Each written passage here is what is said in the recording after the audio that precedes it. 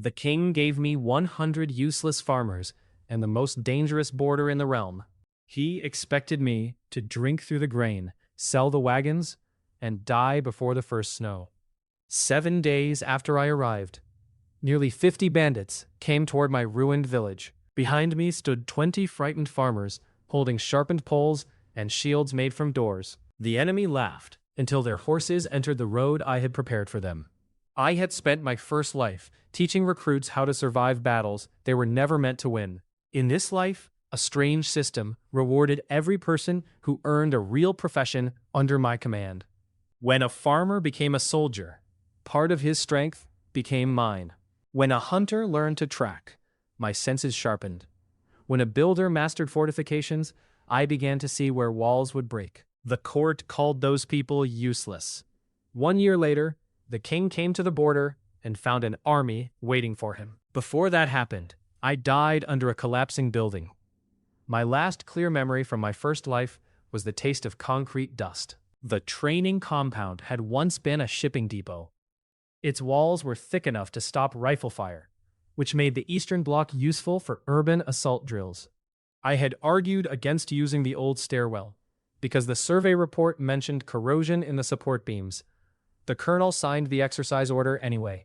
We were short on time, and short on places where young soldiers could learn what gunfire sounded like inside a room. The blast was part of the exercise. The second blast was not. A pressure wave punched through the corridor. The ceiling split above the landing. 4 recruits froze beneath it, staring upward as if the falling concrete required permission to kill them. I remember shouting. I remember grabbing the smallest soldier by the webbing on his vest and throwing him through the doorway. I drove my shoulder into 2 others and felt something tear in my back. The 4th man stumbled on his own. He almost cleared the frame. Then the floor rolled under my boots. The building came down with the deep, grinding sound of a ship tearing open. There was pain for perhaps half a second. After that, there was only weight. When I opened my eyes again, I was kneeling on polished black stone. A man in a gold crown was shouting at me. The hall around him stretched farther than any government building I had ever entered. White columns climbed toward painted rafters. Banners hung between high windows, each marked with a silver hawk gripping a sword. Courtiers stood in 2 rigid rows. Some looked offended. Most looked delighted. My mouth tasted of sour wine. My left eye was swollen. Blood had dried across the knuckles of my right hand. A young man in blue stood near the throne with a strip of linen pressed to his cheek. He was handsome in the careful manner of a portrait. Pale gold hair, clear blue eyes, a narrow face that would have looked kind if his mouth had not been curved with such quiet satisfaction. The crowned man struck the arm of his throne. He called me Kairin. He called me his 3rd son. He called me a disgrace to the blood of House Arden. The facts arrived in pieces, each one carrying a memory that did not belong to me. Kairin Arden, 22 years old, 3rd Prince of Valeria. A talented boy who had learned early that nobody expected anything good from him.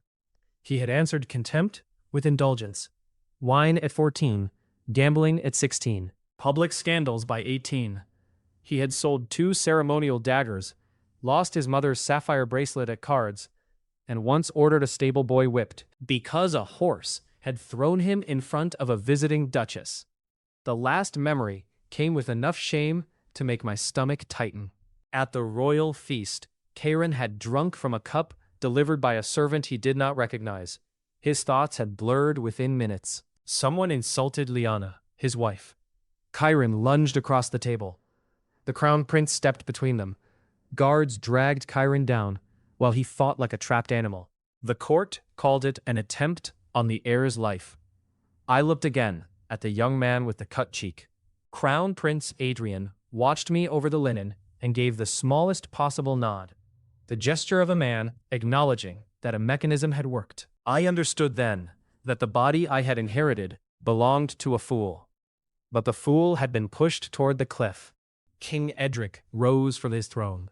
He was a broad man in his late 50s, with iron-gray hair cut close to his head and a trimmed beard. The heavy muscles in his shoulders had softened with age. though his hands still belonged to someone accustomed to a sword. Anger colored his face, but exhaustion sat beneath it. He had already punished Chiron many times. Today he wanted a punishment that would end the problem. The king declared that all three princes would govern separate holdings for 1 year. At the end of that year, royal commissioners would compare taxes, population, public order, and military strength. Adrian would receive Greyhaven, the richest trade city west of the capital. The second prince, Lucan, would receive the fertile Lenore Valley, its horse farms, and 3 working mines. Chiron would receive Blackreach. The name moved through the court like a joke everyone had heard before. Blackreach lay against the northern border, where the river Varn cut through forest and broken hills. 6 villages appeared on tax maps. 1 had been abandoned after an outbreak of fever. The remaining 2 paid less each year than a prosperous city tavern. Smugglers used the forest tracks. Raiders crossed from the neighboring kingdom of Ordan, wearing no uniforms. The nearest royal fortress stood 3 days away, provided the bridge over the Varn was passable. It was not. The king removed Chiron's allowance. Blackreach would receive 30 sacks of grain, 10 old spears, 4 wagons, and 100 crown serfs, selected from estates with excess labor. Chiron could keep whatever taxes he raised during the year. He could also die there, though the king did not say that aloud. The frontier grant carried lower judicial authority and the right to assign abandoned crown land. It also allowed Chiron to commute the labor duty of the 100 crown serfs into hereditary tenancy after 1 full year of registered service, subject to the king's confirmation. Until then, they remained crown dependents under his protection. They were not property he could sell. I rose carefully. The room tilted for a moment, then steadied. I told the king that I accepted. The hall went quiet enough for me to hear cloth shifting against cloth. Edric had expected pleading. Adrian had expected rage. I gave them neither. The king ordered me to leave the capital within 3 days. As the guards escorted me from the hall, I passed a tall woman standing near a side door. She wore a plain dark green gown among a sea of silk. Her auburn hair was braided tightly and pinned at the back of her head. She had a straight nose, hazel eyes, and the controlled posture of someone who had learned that any visible emotion would be used against her. Liana Veyer. Her father had once commanded the Western Army. General Armand Veyer had opposed an expensive campaign, lost a political struggle, and died under house arrest 2 years later. The king had married his daughter to Chiron as a way to bind a troublesome military family to a harmless prince. Chiron had spent her dowry. He had ignored her in public and humiliated her in private. He had never struck her, which his memories presented as if it were a virtue. Liana looked at my bruised face, then at the guards. She asked whether the sentence included her. The captain said the king expected a lord's wife to accompany him to his holding. Her fingers tightened once around the edge of her sleeve. Then she nodded and walked away to prepare for exile. I watched her go and understood that Blackreach was not the only ruin I had inherited. Chiron left the capital with less ceremony than a merchant accused of false weights. The royal quartermaster delivered exactly what the decree promised, and nothing more. 30 grain sacks, each weighing roughly 50 kilograms. 10 spears with flaking iron heads. 4 wagons, 2 of which leaned to the left because their axles had warped. 12 draft horses. 100 serfs. A chest containing land records. No salt. No medicine. No tents. The people assigned to him stood in the outer yard under a cold rain. They were farmers, in the broad legal sense. Most had worked crown land. A few were mill hands, shepherds, charcoal burners, or seasonal laborers. Their clothes carried patches over patches. Several children clung to their parents, though the decree had listed only adult workers. The court clerk suggested leaving the children behind. Chiron asked where they would go. The clerk shrugged. The children joined the caravan. Liana arrived with 3 trunks, her 10-year-old brother Tomas, and an elderly servant named Mara. Thomas had Liana's hazel eyes and a head of unruly brown hair. He tried to stand like a soldier whenever anyone looked at him. Mara was small, white-haired, and built with the enduring hardness of an old root. She inspected the wagons, cursed the quartermaster in a low voice, and moved Liana's trunks herself. Chiron sold 2 silver clasps from his court coat before they passed the northern gate. The money bought salt, lamp oil, needles, fish hooks, 2 axes, 4 saws, 3 coils of rope, and as many iron nails as a suspicious hardware merchant would provide on short notice. A brass mirror in the merchant's stall gave him his first calm look at the body he now carried. Chiron was tall and lean, with straight black hair that reached his collar, gray-green eyes, and a face made sharper by poor sleep and too much wine. A thin old scar crossed his right eyebrow. The body had speed and healthy bones, though months of indulgence had left it softer than its frame deserved. Liana watched the purchases from the wagon seat. She said that the old Chiron would have spent the silver on brandy. He answered that brandy could not repair a roof. Her expression did not soften. Suspicion was more useful to her than hope. The system appeared on the second day. Chiron was walking beside the slowest wagon, adjusting the load whenever a wheel sank into mud. A translucent panel opened across his vision with the clean geometry of a military display. Hidden class awakened. Supreme Instructor. Leadership condition established. A person must voluntarily recognize Chiron Arden as a leader before detailed assessment becomes available. Class advancement cannot be assigned. It must be earned through physical readiness, practical skill, and verified achievement. Instructor reward. When a direct subordinate earns a new class, Chiron receives a permanent fraction of relevant physical attributes and 1 foundational skill associated with that class. Fraudulent promotion yields no reward. The words remained for several seconds, then reduced to a faint icon at the edge of his sight. Chiron searched the prince's inherited memories. Classes were known in Valeria, though ordinary people often called them earned callings. A smith might awaken forge hand after mastering a difficult commission. A soldier might become spearman after a witness test or a real battle. The person felt the name and the change, but nobody else saw a floating panel. Guilds, armies, and courts certified a class through practical proof and named witnesses. An advanced class replaced the lower class on the same path. A person could also hold separate civil and military callings. What Chiron had awakened was different. Supreme Instructor showed hidden requirements, potential paths, and weaknesses before anyone else could see them. It also linked another person's earned advancement to his own body. Most commoners never reached a class because training was irregular, guild methods were guarded, and failure cost food, tools, or lives. Chiron spent the next hour testing it. When he looked at the royal guards assigned to escort the caravan, he saw only names. They obeyed the king, not him. When he looked at Liana, he saw the same. When he looked at a farmer named Bram, after helping lift a broken cartwheel, a narrow line of information appeared. Bram Holt. Age 31. Current work. Mill laborer. Condition. Underfed. Old injury in right knee. Exceptional grip strength. High pain tolerance. Low confidence in authority. Potential paths. Shield bearer. Spearman. Quarry worker. Drill leader. Recognition of leadership. Provisional. Chiron nearly walked into the wagon. He examined others as the road climbed north. Orin Vale was a thin shepherd with long arms, weathered skin, and pale eyes that missed little. He could walk all day while eating almost nothing. He remembered terrain after seeing it once.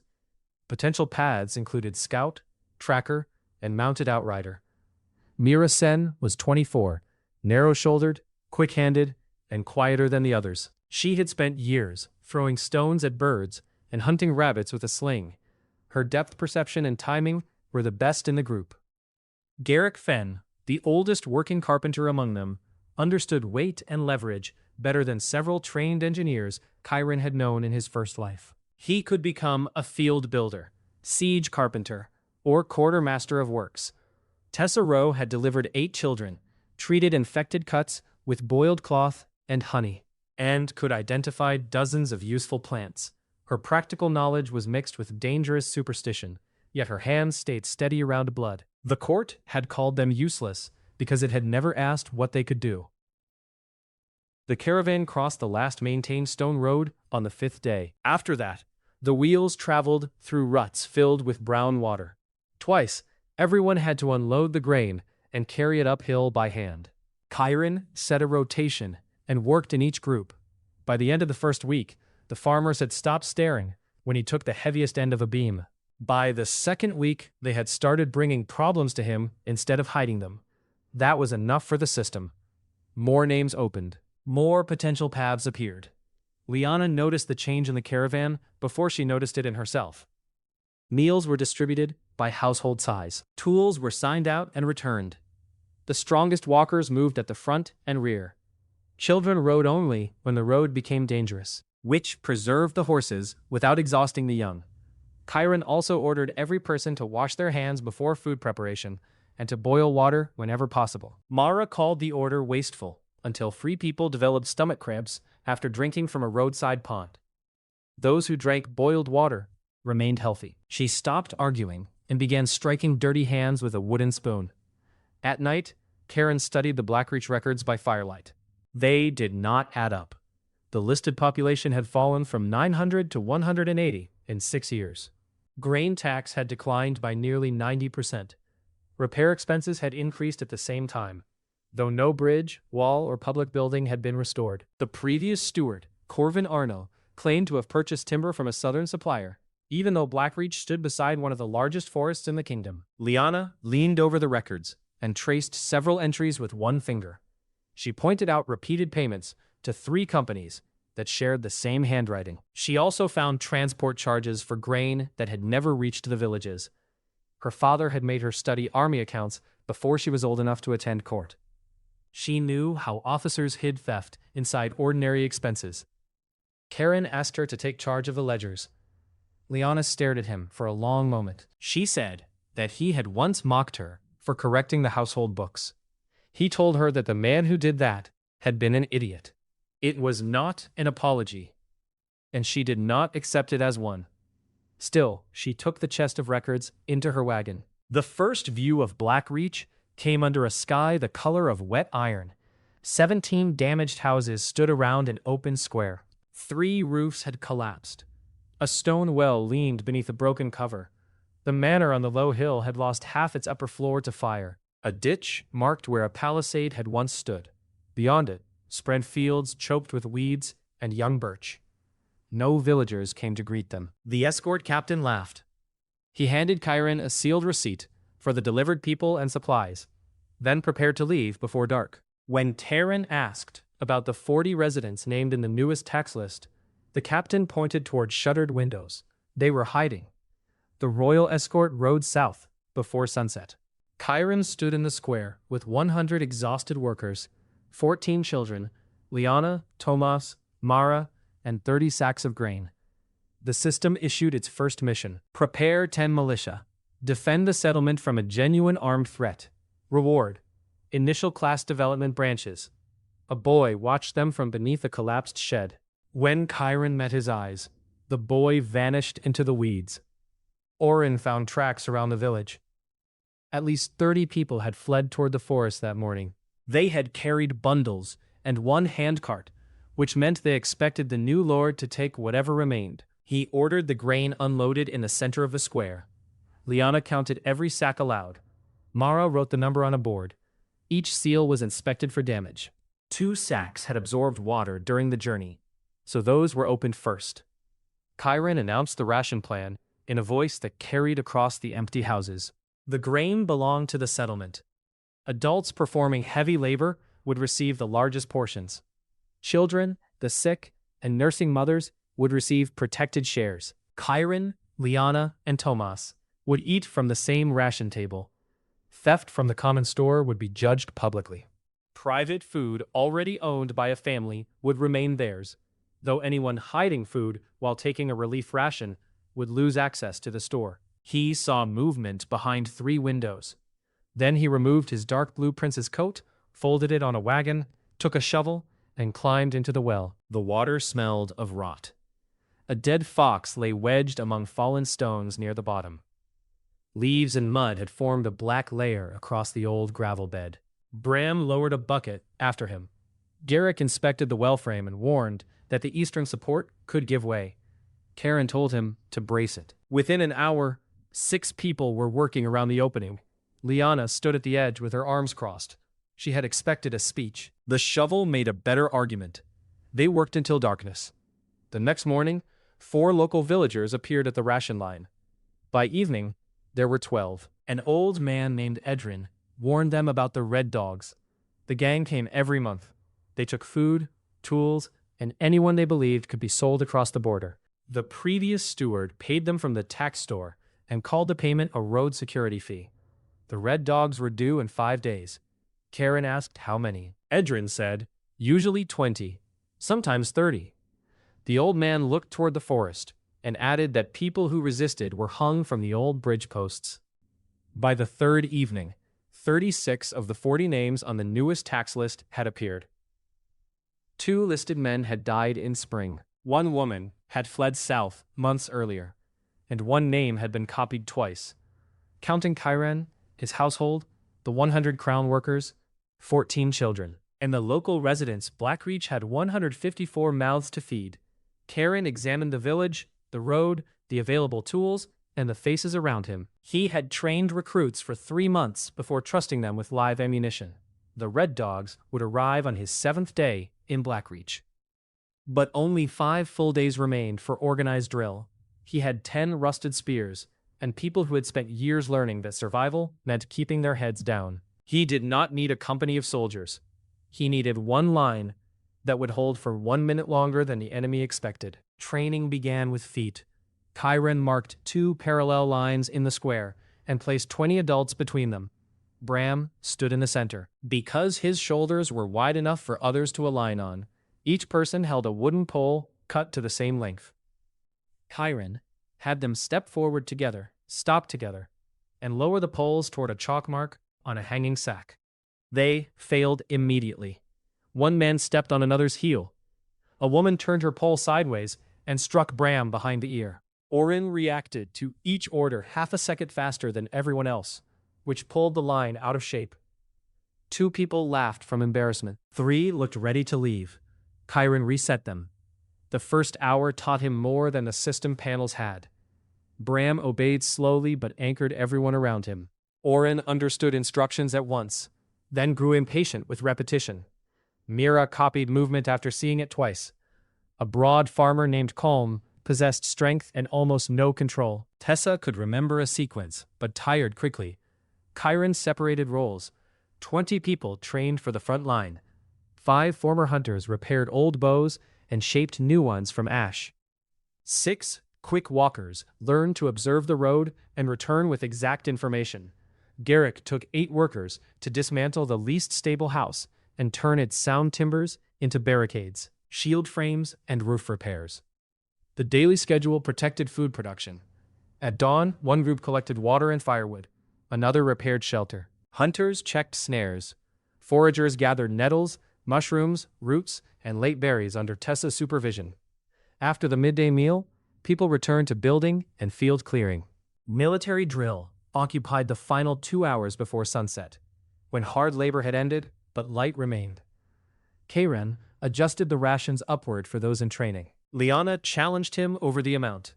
30 sacks gave them about 1,500 kilograms of grain, with 154 mouths. The people alone could stretch that amount for roughly 26 days at the proposed reduced scale. The figure was misleading. 2 damp sacks had lost roughly 35 kilograms. Liana sealed 3 sound sacks, 150 kilograms, as seed and emergency reserve. She also set aside 120 kilograms of oats and cracked grain as a short-term supplement for the 12 draft horses, while crews cut hay and browse. That left about 1,195 kilograms in the active ration store. At the planned mix of heavy, light, and child portions, daily grain use would range from 55 to 58 kilograms. The protected reserve would be reached after about 3 weeks. Kairen argued that exhausted bodies learned slowly and broke easily. Training on starvation portions would waste both food and time. Liana made him calculate every measure in front of her. They settled on a daily grain ration of 400 grams for heavy workers, 300 for light workers, and 250 for children, supplemented by whatever hunting and foraging produced. The plan was harsh. It held the active ration line for about 3 weeks before they would have to open the protected reserve. The red dogs would arrive first. On the third day, Oren found boar tracks in the abandoned eastern fields. The animal was enormous. Its hooves had torn deep holes in wet ground.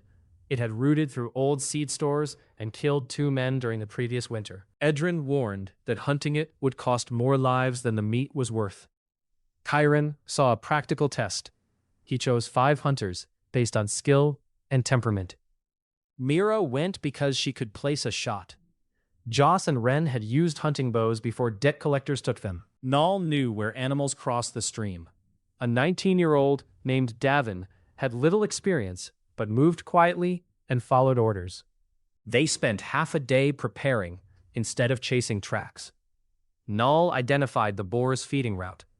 Derek helped build a heavy thrusting spear from an old roof beam. With one of the sound iron spearheads bound to the end, the hunters dug a pit near a narrow break in a stone wall, then covered it with brush. Chiron placed 2 men behind trees with ropes to close a rough barrier once the boar entered the lane. The plan failed at the first important moment. The wind shifted. The boar stopped 30 paces from the pit. It raised its head, its dark body motionless, except for the steam leaving its nostrils. One ear turned toward Davin, who had pressed himself against the wrong side of a tree. Chiron saw the animal decide. It did not charge the opening. It veered through low brush, using a path none of them had noticed, and came at Davin from the side. Mira loosed an arrow. The shaft struck high in the shoulder and barely slowed it. Davin ran. Chiron shouted for him to move toward the stone wall. The young man heard the animal behind him, panicked, and turned into open ground. Chiron reached him 2 steps before the boar did. He drove Davin aside and caught the charge on a shield made from 2 layers of oak boards. The impact lifted him off his feet. Wood split beneath the tusks. He struck the ground hard enough to lose his breath. The boar swung its head, trying to rip the shield away. Chiron let go, rolled beneath the sweep, and came up beside its left shoulder. The heavy spear lay 6 feet away. Joss had frozen behind a tree. Chiron called his name and ordered the spear. The command cut through him. Joss moved. He kicked the shaft across the leaves. Chiron caught it, planted the butt against a stone, and aimed below the boar's front leg as it turned. The animal hit the point with its own weight. The spear drove deep, then twisted from Chiron's hands. The boar did not fall. It screamed and lunged again, dragging the shaft. Chiron stumbled backward. His right arm had gone numb from the shield impact. The old body memory of Chiron Arden gave him speed, while his first life's training gave that speed purpose. He stepped inside the tusks, seized the shaft near the wound, and forced it downward. Mira fired from 8 paces. Her second arrow entered behind the ear. Ren and Nal attacked from opposite sides with shorter spears. Joss joined last, pale and shaking, but his thrust went into the chest where Chiron directed it. The boar collapsed against the stone wall. For several seconds, nobody moved. Then Davin crawled from the weeds with blood on his forehead and asked whether it was dead. Chiron made him approach and touch the animal with the end of a pole. Practical confirmation mattered more than relief. The usable meat weighed close to 180 kilograms after butchering. The hide could become leather. The tusks could be traded. The fat would improve thin porridge and preserve tools. The system opened while the carcass hung from a timber frame. Mira Sen, class earned. Novice Hunter. Joss Merrill, class earned. Novice Hunter. Nal Ven, class earned. Novice Hunter. Each had reached the required fieldcraft, weapon familiarity, and practical achievement. A wave of sensation passed through Chiron. The village sharpened around him. He could separate the scrape of a knife from the crackle of the fire. He noticed a crow landing on the manor roof before anyone pointed it out. The ache in his muscles remained, but his balance felt cleaner, as if small corrections happened before he consciously made them. Foundational skills acquired. Track recognition, hunting bow posture, quiet movement. The improvement was real, though far from magical mastery. He understood principles his body still needed to practice. The hunters saw changes of their own. Mira judged distance with new confidence. Null identified the age of tracks he would previously have ignored. Joss held his bow without the tremor that had troubled him under pressure. Chiron told them what the system allowed him to tell. Their training had reached a threshold. They had earned the right to be called hunters. He did not mention the strength flowing into him. Back in the village, Liana organized the meat with ruthless efficiency. 50 kilograms went into the cooking pots over the next 3 days. The remainder was cut thin, salted from the limited store, smoked over green alder, and hung in the driest room. Tessa rendered fat and boiled the cracked bones for broth. Liana also presented Chiron with proof that the previous steward had stolen from Blackreach. The grain entries carried false seals. Payments to road guards matched the dates of Red Dog visits. One page contained a private mark beside each amount. A hooked letter H. Chiron asked whether it could refer to Baron Halvar. Liana said it could also refer to 100 other men. Her father's accounting lessons had taught her to distrust evidence that fit too neatly. She handed him a bowl of broth while they spoke. Chiron's left ribs had turned purple from the boar's impact. Liana noticed how carefully he lowered himself onto a bench. She said that dying for meat on the 3rd day of his rule would have been poor administration. He agreed. That answer irritated her more than an argument would have. On the evening before the Red Dogs were due, the village held its first complete formation. 20 people stood behind rectangular shields. Each shield was built from door planks over a crossframe, heavy enough to stop a knife and perhaps turn a glancing axe. Long poles rested over the shield shoulders. Only the front ends carried iron. Most had points hardened in fire. 5 hunters occupied the roofs, with bows and baskets of fist-sized stones. 6 runners waited behind the manor hill. Their task was to carry orders, watch the flanks, and report movement. The main approach entered the village between 2 drainage ditches. Garrick deepened those ditches and covered parts with thin branches and mud. The wagons were chained wheel to wheel on both sides, narrowing the open lane to 4 men across. Broken carts and brush blocked the easiest paths around the houses. A second barricade waited behind the first line in case they had to retreat. The villagers practiced withdrawing to it 3 times. On the final attempt, nobody turned their back. The system did not award a class. They had learned pieces. They had proved nothing. Near midnight, Oren returned from the southern watchpost. He had expected 20 riders. He counted 48. 48 armed men changed the problem. Chiron gathered the adults in the manor courtyard before dawn. He gave them the number and watched fear travel through the group. Calm looked toward the northern fields. 2 local men whispered about taking their families into the forest. A woman began pulling her son closer to the road east. Chiron did not threaten anyone who wanted to leave. He explained what the Red Dogs would find if the village scattered. 30 grain sacks would become their winter supply. The bandits would search the woods, catch the slowest families, and return each month, because Blackreach had once again proved easy to harvest. Anyone who left could take personal belongings, though the common grain and tools would remain. Nobody moved at first. Then Edrin, the old local farmer, said the forest had hidden them before. His daughter had still been taken. He stepped into the shield line. Bram followed. Mira climbed onto the roof assigned to her and checked the draw of her repaired bow. One by one, people returned to their positions. Liana took charge of the children, the injured, and the reserve water. She had 6 large cooking pots filled and placed behind the second barricade. Some held water for fires. 2 held sand. Mara organized strips of boiled cloth and threatened to break the fingers of anyone who contaminated them. Tomas wanted a spear. Liana gave him a message board instead. His job was to mark each report from the runners and carry the board to her.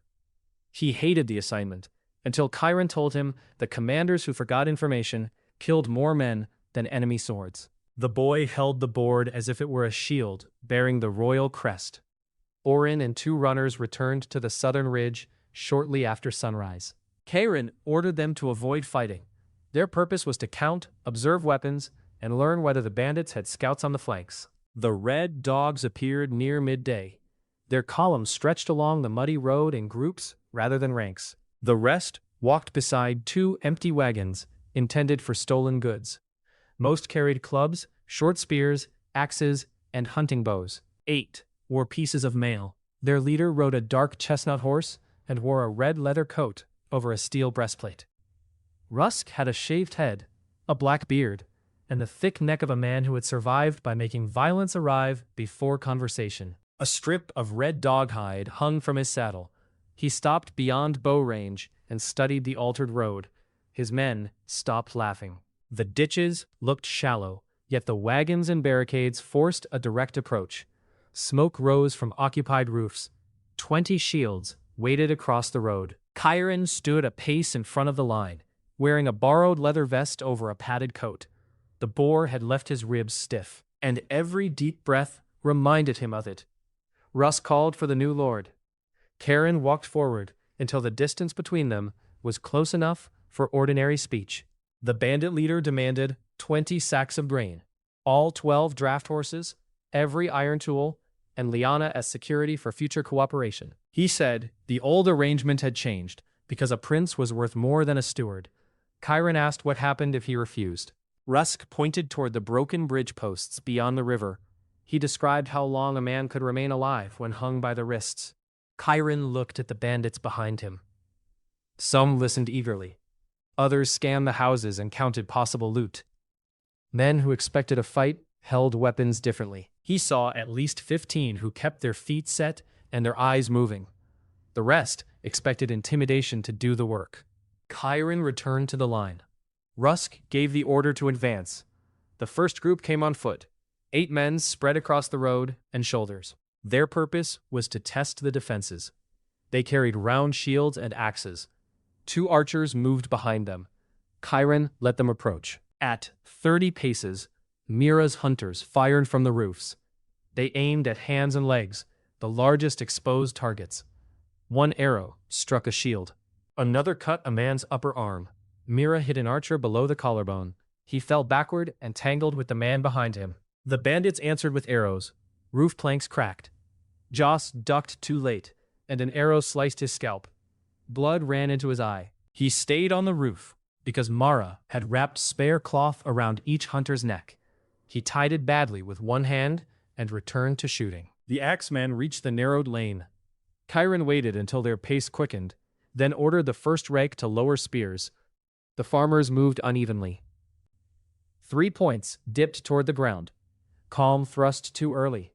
Bram shouted the correction. Chiron had drilled into him, and the center recovered. The bandits struck the spearheads with their shields and tried to push through. The lane compressed them, exactly as intended. Only 4 could reach the line at once. The men behind them added weight, but had no room to swing. Chiron ordered 1 step forward. 20 farmers pushed. The first bandit caught a fire-hardened point in the thigh. Another lost his axe when 2 spear shafts trapped his arm against a shield. Bram drove the rim of his wooden shield into the man's face. Colm leaned too far and nearly opened a gap. Chiron seized the back of his coat and pulled him into line. An arrow struck the shield beside Charon's head. He ordered the line back 1 step. The movement drew the attackers farther into the lane. Their rear men believed the defense was giving way and shoved harder. The covered ditch along the left edge collapsed under 3 sets of boots. 2 bandits fell to the knee. The third rolled his ankle and screamed. Mira's group dropped stones from the roof above them. The test attack broke. 4 bandits dragged wounded men away. 1 remained trapped beneath the ditch covering until a farmer pulled him forward by the collar. Chiron stopped Colm from killing the prisoner. A bound captive was information. A corpse only fed crows. Rusk watched the retreat with a flat expression. He had learned the road could not be rushed by frightened men. His second attempt was better. 6 archers spread into the gardens and fired at the roofs. 2 men carrying hooks crawled toward the wagon barricade through the ditch on the right. A group with heavier shields formed in front. While mounted riders moved behind the eastern houses, seeking another route. Orin saw the riders from the Manor Hill. A runner reached Tomas, who marked 8 mounted men on the board. Liana sent the report to Chiron. Chiron ordered the reserve team to roll a stack of cut timber into the eastern lane. Garrick had prepared the logs on a slope. 4 workers knocked out the braces. The timber crashed across the path as the riders approached, forcing them to slow and turn between garden walls. Hunters on the manor roof shot down into them. One horse reared after an arrow entered its chest. The rider fell under the next animal. Another rider cleared a low fence, only to find a rope stretched between 2 apple trees. The horse caught it at the knees and threw him into a stone trough. The remaining riders withdrew, but their movement had forced Chiron to commit half his reserve. At the main road, Rusk's shield group reached the wagons. The men with hooks pulled at the chain linking the wheels. One loop slipped from a damaged axle. A gap opened near the right ditch. 3 bandits forced through before Chiron could close it. They entered the side of the formation where spears were hardest to use. One struck a farmer named Tobin across the jaw with an axe handle. Another buried a short blade in Edrin's shoulder. The third seized the edge of a shield and pulled, trying to tear the line apart. Chiron stepped into the gap. His first strike used the butt of his spear. It crushed the hand holding Tobin. He turned the shaft, caught the second attacker behind the knee, and dragged him down. The third man rushed inside the point. Chiron released the spear, trapped the man's knife wrist with both hands, and drove his forehead into the bandit's nose. Pain flashed through his swollen eye. The bandit's grip loosened. Chiron turned the wrist until the knife fell, then shoved him against the wagon wheel. Bram covered Chiron with his shield, while Colm closed the gap. The line held, but the right side had bent backward. Farmers shouted over one another. Edrin was on his knees, one hand pressed to the blood soaking his shirt. A young mother named Sarai stared at him and forgot the spear in her hands. Chiron called the retreat to the second barricade. They had practiced it 3 times. Under arrows and screams, practice became harder to recognize. Bram stepped backward on command. The people around him matched him. The left side moved too quickly, opening a diagonal gap. Chiron shoved 2 men toward Bram. Colm tried to turn and run. Chiron struck him across the shoulders with the flat of the spear shaft and shouted the only instruction that mattered. Face the enemy. Colm turned. He walked backward with the others. The hunters withdrew across planks laid between roofs. Joss slipped because blood had covered one eye. Mira caught his belt, steadied him, and made him crawl ahead of her. Rusk's men captured the first barricade and cheered. They believed the defense was collapsing. The second line waited 12 paces deeper, in the village square. Its center was narrower. The ground in front had been soaked through the night, turning the packed earth into mud beneath a thin layer of straw. The 2 captured gaps in the wagon line funneled the bandits toward it. Rusk committed his mounted men. He rode with them. The first horses entered at a controlled pace. Then the mud took their speed. Hooves sank to the fetlock.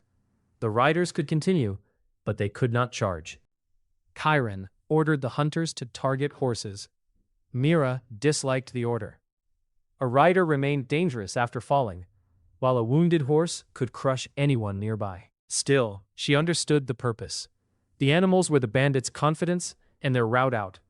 Her arrow struck the chestnut horse in the neck. Rusk pulled the reins hard. The horse swerved and collided with the rider beside him. 2 more horses stumbled in the churned mud. The footmen behind crashed into them. Chiron sent the shield line forward. This time the farmers did not wait for impact. They advanced 3 steps, with their spears leveled. The points struck men who were still trying to separate from the horses. Bram's spear entered a mail gap beneath an arm. Sarai drove her point through a man's boot and pinned his foot to the ground. Colm hit a shield with enough force to split his own shaft, then used the broken end like a club. Rusk escaped the falling horse and came through on foot. He knocked one spear aside with his sword, cut through another shaft, and kicked Tobin's damaged shield into him. He was stronger than anyone Chiron had faced in this body, and his breastplate turned a thrust that would have ended the fight. Chiron met him between the lines. Rusk swung from the shoulder, a heavy cut meant to break a guard and the arm behind it. Chiron caught the blow on the lower third of his spear shaft. The wood cracked. The force jarred his injured ribs and drove him sideways. Rusk followed with a short backhand. Chiron leaned away, but the tip opened the leather over his chest. The bandit grinned and pressed forward. Chiron had no room for a clean spear thrust. He shortened his grip, using the weapon like a staff. Rusk struck high. Chiron redirected the blade toward the ground and hit the bandit's wrist with the butt end. The blow landed, though the wrist guard absorbed most of it. Rusk drove his shoulder into Chiron. They went down in mud, among boots and broken shafts. Rusk's weight trapped Chiron's left arm. The sword point scraped toward his throat. Chiron caught the man's sword wrist with his right hand, but the bandit had leverage and a stronger upper body. The point touched the padded collar. A farmer's spear struck Rusk's back and glanced from the breastplate. Rusk turned his head. That moment shifted his weight. Chiron hooked one leg around Rusk's ankle, rolled his hips, and forced the bandit onto his side. He tore the sword hand away from his throat and bit down against the pain in his ribs. Rusk punched him once behind the ear. Light burst across Chiron's vision. Chiron drove his thumb into the hinge of Rusk's gauntlet. The bandit's fingers opened. The sword fell into the mud. Both men reached for it. Chiron caught the grip first. Rusk seized his wrist with both hands. They rose together, bent over the blade between them. Around them, the fight narrowed to shouts, mud, and the rough breathing of two men trying to move the same piece of steel. Chiron stepped across Rusk's lead foot. He turned his back against the bandit's chest and used the trapped arm as a lever. The movement would have been ordinary during a training demonstration. In mud, with cracked ribs and men dying nearby, it took everything he had. Rusk went over his hip. The bandit hit the ground. Chiron kept the wrist, planted a knee on the man's elbow, and pulled until the joint failed. Rusk roared and reached with his other hand. Chiron reversed the sword and drove it through the opening below the breastplate. Rusk's hand closed on Chiron's coat. His grip weakened in stages. The red dogs saw their leader die. Some continued fighting. The disciplined ones tried to drag the line back toward the road. The rest broke at once. A mounted man abandoned his injured horse and ran through a garden. Two archers dropped their bows.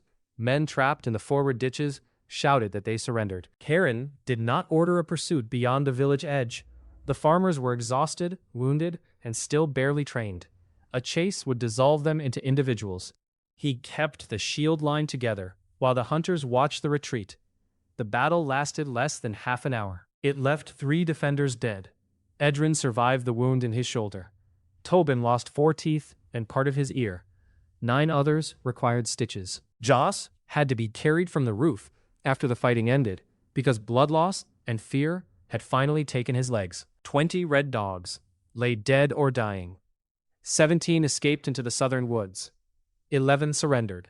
The village captured 12 horses, 8 real spears, 6 hunting bows, 4 mail shirts, a steel breastplate, tools, boots, and 2 wagons carrying food for the bandits. The wagons held 6 sacks of grain, dried beans, onions, 2 barrels of weak ale, and enough salt to preserve the remaining boar meat. Chiron stood beside the second barricade while the system assessed the survivors. 20 class advancements appeared one after another. Village militia. Village militia. Village militia. Each advancement required basic formation movement, functional weapon handling, and verified resistance against an armed enemy. Several people who had trained did not qualify. One had abandoned position for too long. Another had never regained control after the first attack. The system recognized achievement, not participation. Strength entered Chiron slowly enough for him to feel each layer. His legs steadied. His grip tightened around the captured sword. The exhaustion did not disappear, though his body seemed to find reserves it had never possessed. Knowledge of spear distance and shield pressure settled into movements he had practiced only in theory. Foundational skill acquired. Formation spear use. Mission complete. Initial class branches unlocked. Militia may advance towards spearman, shield guard, archer, scout, field builder, or squad leader when requirements are met. Chiron read the words while Bram knelt beside one of the dead farmers. The man was named Pelin. He had 2 daughters. He had held the left side of the line until an arrow entered beneath his jaw. A class notification felt small beside his body. Chiron ordered water boiled for washing wounds, and the captured weak ale issued in measured cups with food, not used for celebration. The dead were washed before sunset. Each family received a share of captured goods and the promise of continued rations. The widows of the 3 fallen would keep their household land and receive labor from the settlement until their children were grown. Liana wrote the rule into the first Blackreach civic ledger. The survivors heard it before they buried their friends. The promise mattered more than any speech about honor. Men in poor villages feared battle, because death usually starved the people they left behind. Chiron could not remove grief. He could make service less likely to destroy a family. That night, 20 new militia slept beside their spears. None of them looked useless. Victory gave Blackreach supplies and created new expenses. The captured horses needed fodder. Wounded people needed rest while repairs continued. Prisoners had to be fed, watched, and questioned. The damaged roofs still leaked. The grain store, even after the captured sacks, remained too small for winter. Chiron began the morning after the battle by counting losses. Liana had already listed every item from the wagons. The red dogs carried more coin than expected, though much of it came from different regions and several pieces had been clipped. Their tools included 4 axes, 3 shovels, a small anvil, 2 hammers, and 20 pounds of iron fittings. 1 wagon wheel needed replacement. 6 horses were healthy. 4 had minor wounds. 2 were too badly injured to save. Chiron ordered the injured horses slaughtered before infection ruined the meat. The decision upset Tomas, who had spent the previous night helping water them. Liana explained that keeping them alive for another day would consume grain and increase their suffering. Tomas remained beside the stablemaster while the work was done. He cried afterward where he thought nobody could see him, then returned to the records board. Chiron marked the boy for future training in logistics. The system showed patience, excellent memory, and a tendency to blame himself for outcomes he could not control. The prisoners expected hanging. Chiron separated them before questioning. Their stories agreed on the important points. Rusk received information from a clerk in Baron Halvar's market town. The gang sold captives through a warehouse owned by a merchant named Vest Tal. They paid a percentage of stolen goods for access to protected roads. A few red dogs had once served as guards on Halvar's estates. One prisoner carried a brass token stamped with a thorned H. Liana recognized the mark. House Dorn, Halvar's family, used a black thorn branch on official seals. The token was not enough to prove a baron's involvement in raiding, but it could grant access to a private storehouse or checkpoint.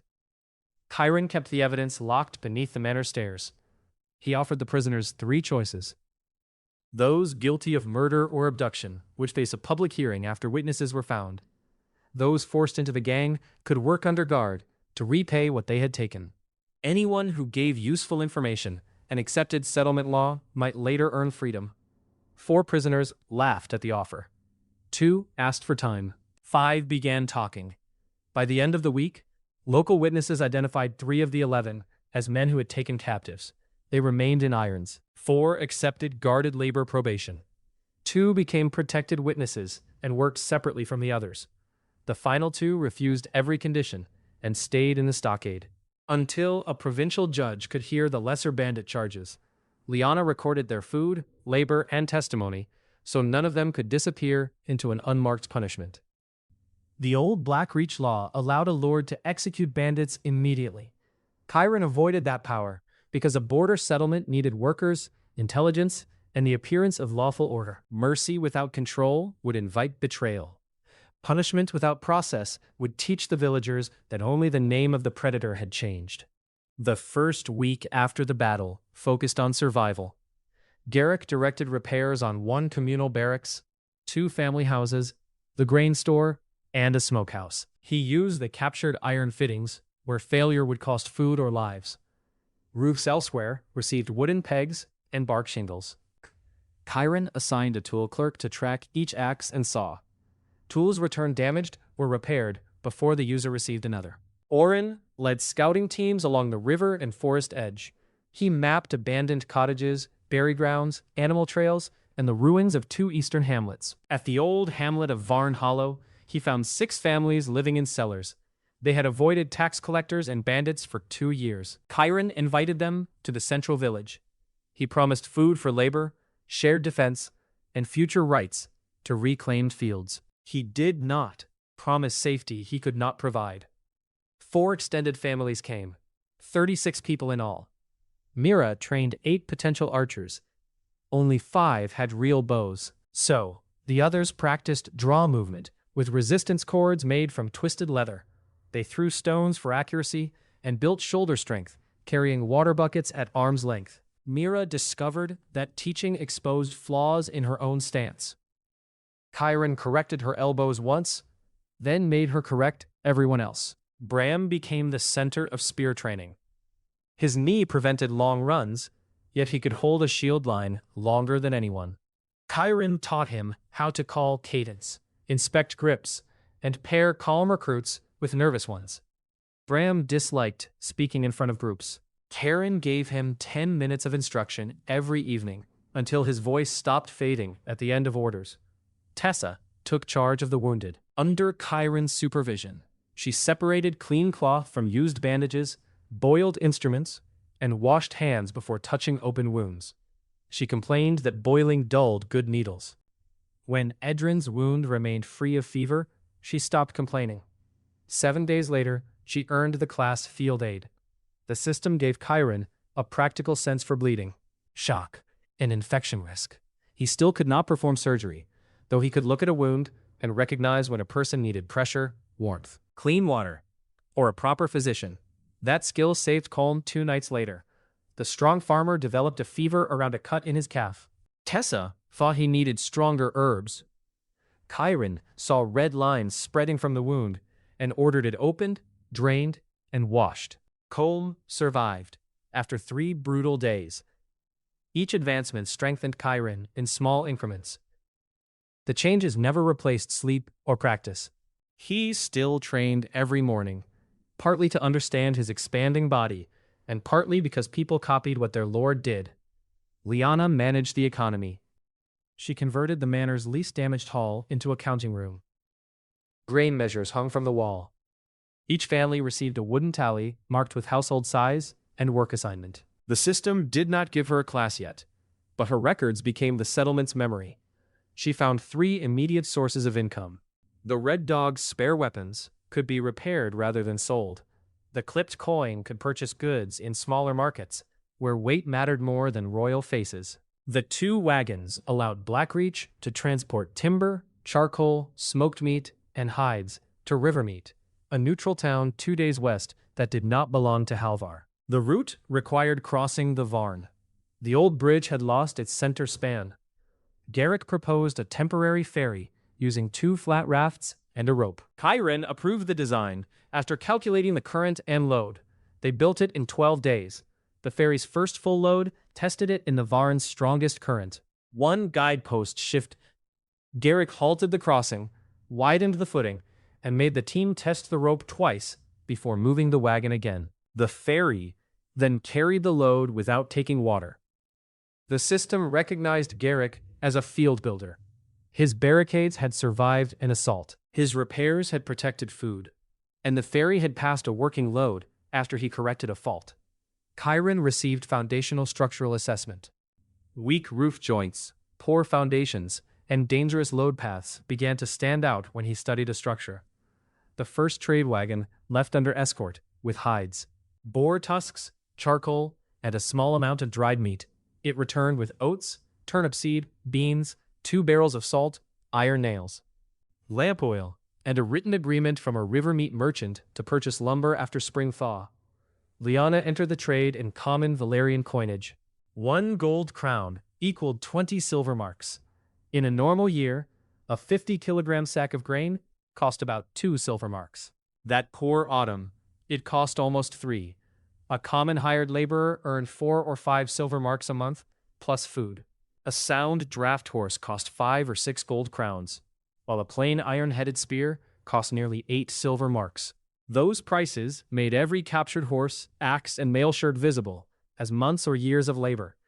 Blackreach had found a legal road that Halvar did not control. The Baron answered within a week. His clerk sent a letter claiming toll rights over all commerce from Blackreach. The demand included 8 years of unpaid road fees and interest. The total exceeded the value of every building in the settlement. Liana compared the claim to old royal charters. Blackreach lay under direct crown grant. A neighboring baron could charge tolls only on roads he maintained. Halvar had maintained none inside the territory. Chiron sent a polite refusal with copies of the relevant clauses. He also doubled the southern watches. At the end of the first month, the Blackreach resident register held 193 names. The total included the 36 people from Varn Hollow and 6 of the first captives who had entered guarded labor or protected witness status. The 5 prisoners awaiting judgment remained on a separate detention roll, so the ration clerks fed 198 people. 34 residents had basic militia training. 25 had earned 1 or more formal classes. Food remained tight, but the combination of grain, hunting, fishing, beans, and trade extended the store into early winter. The first frost silvered the fields one morning, while Chiron inspected the palisade ditch. Liana joined him, carrying 2 ledgers under her arm. She wore a brown wool cloak and practical boots stained with clay. Several strands of auburn hair had escaped her braid in the wind. She reported that the ration store could last 41 days at current use. Rivermeat could supply more grain, though the price had risen because southern estates expected a poor harvest. Blackreach needed a product valuable enough to trade through winter. Chiron pointed toward the hills north of the village, where abandoned quarries cut into exposed gray stone.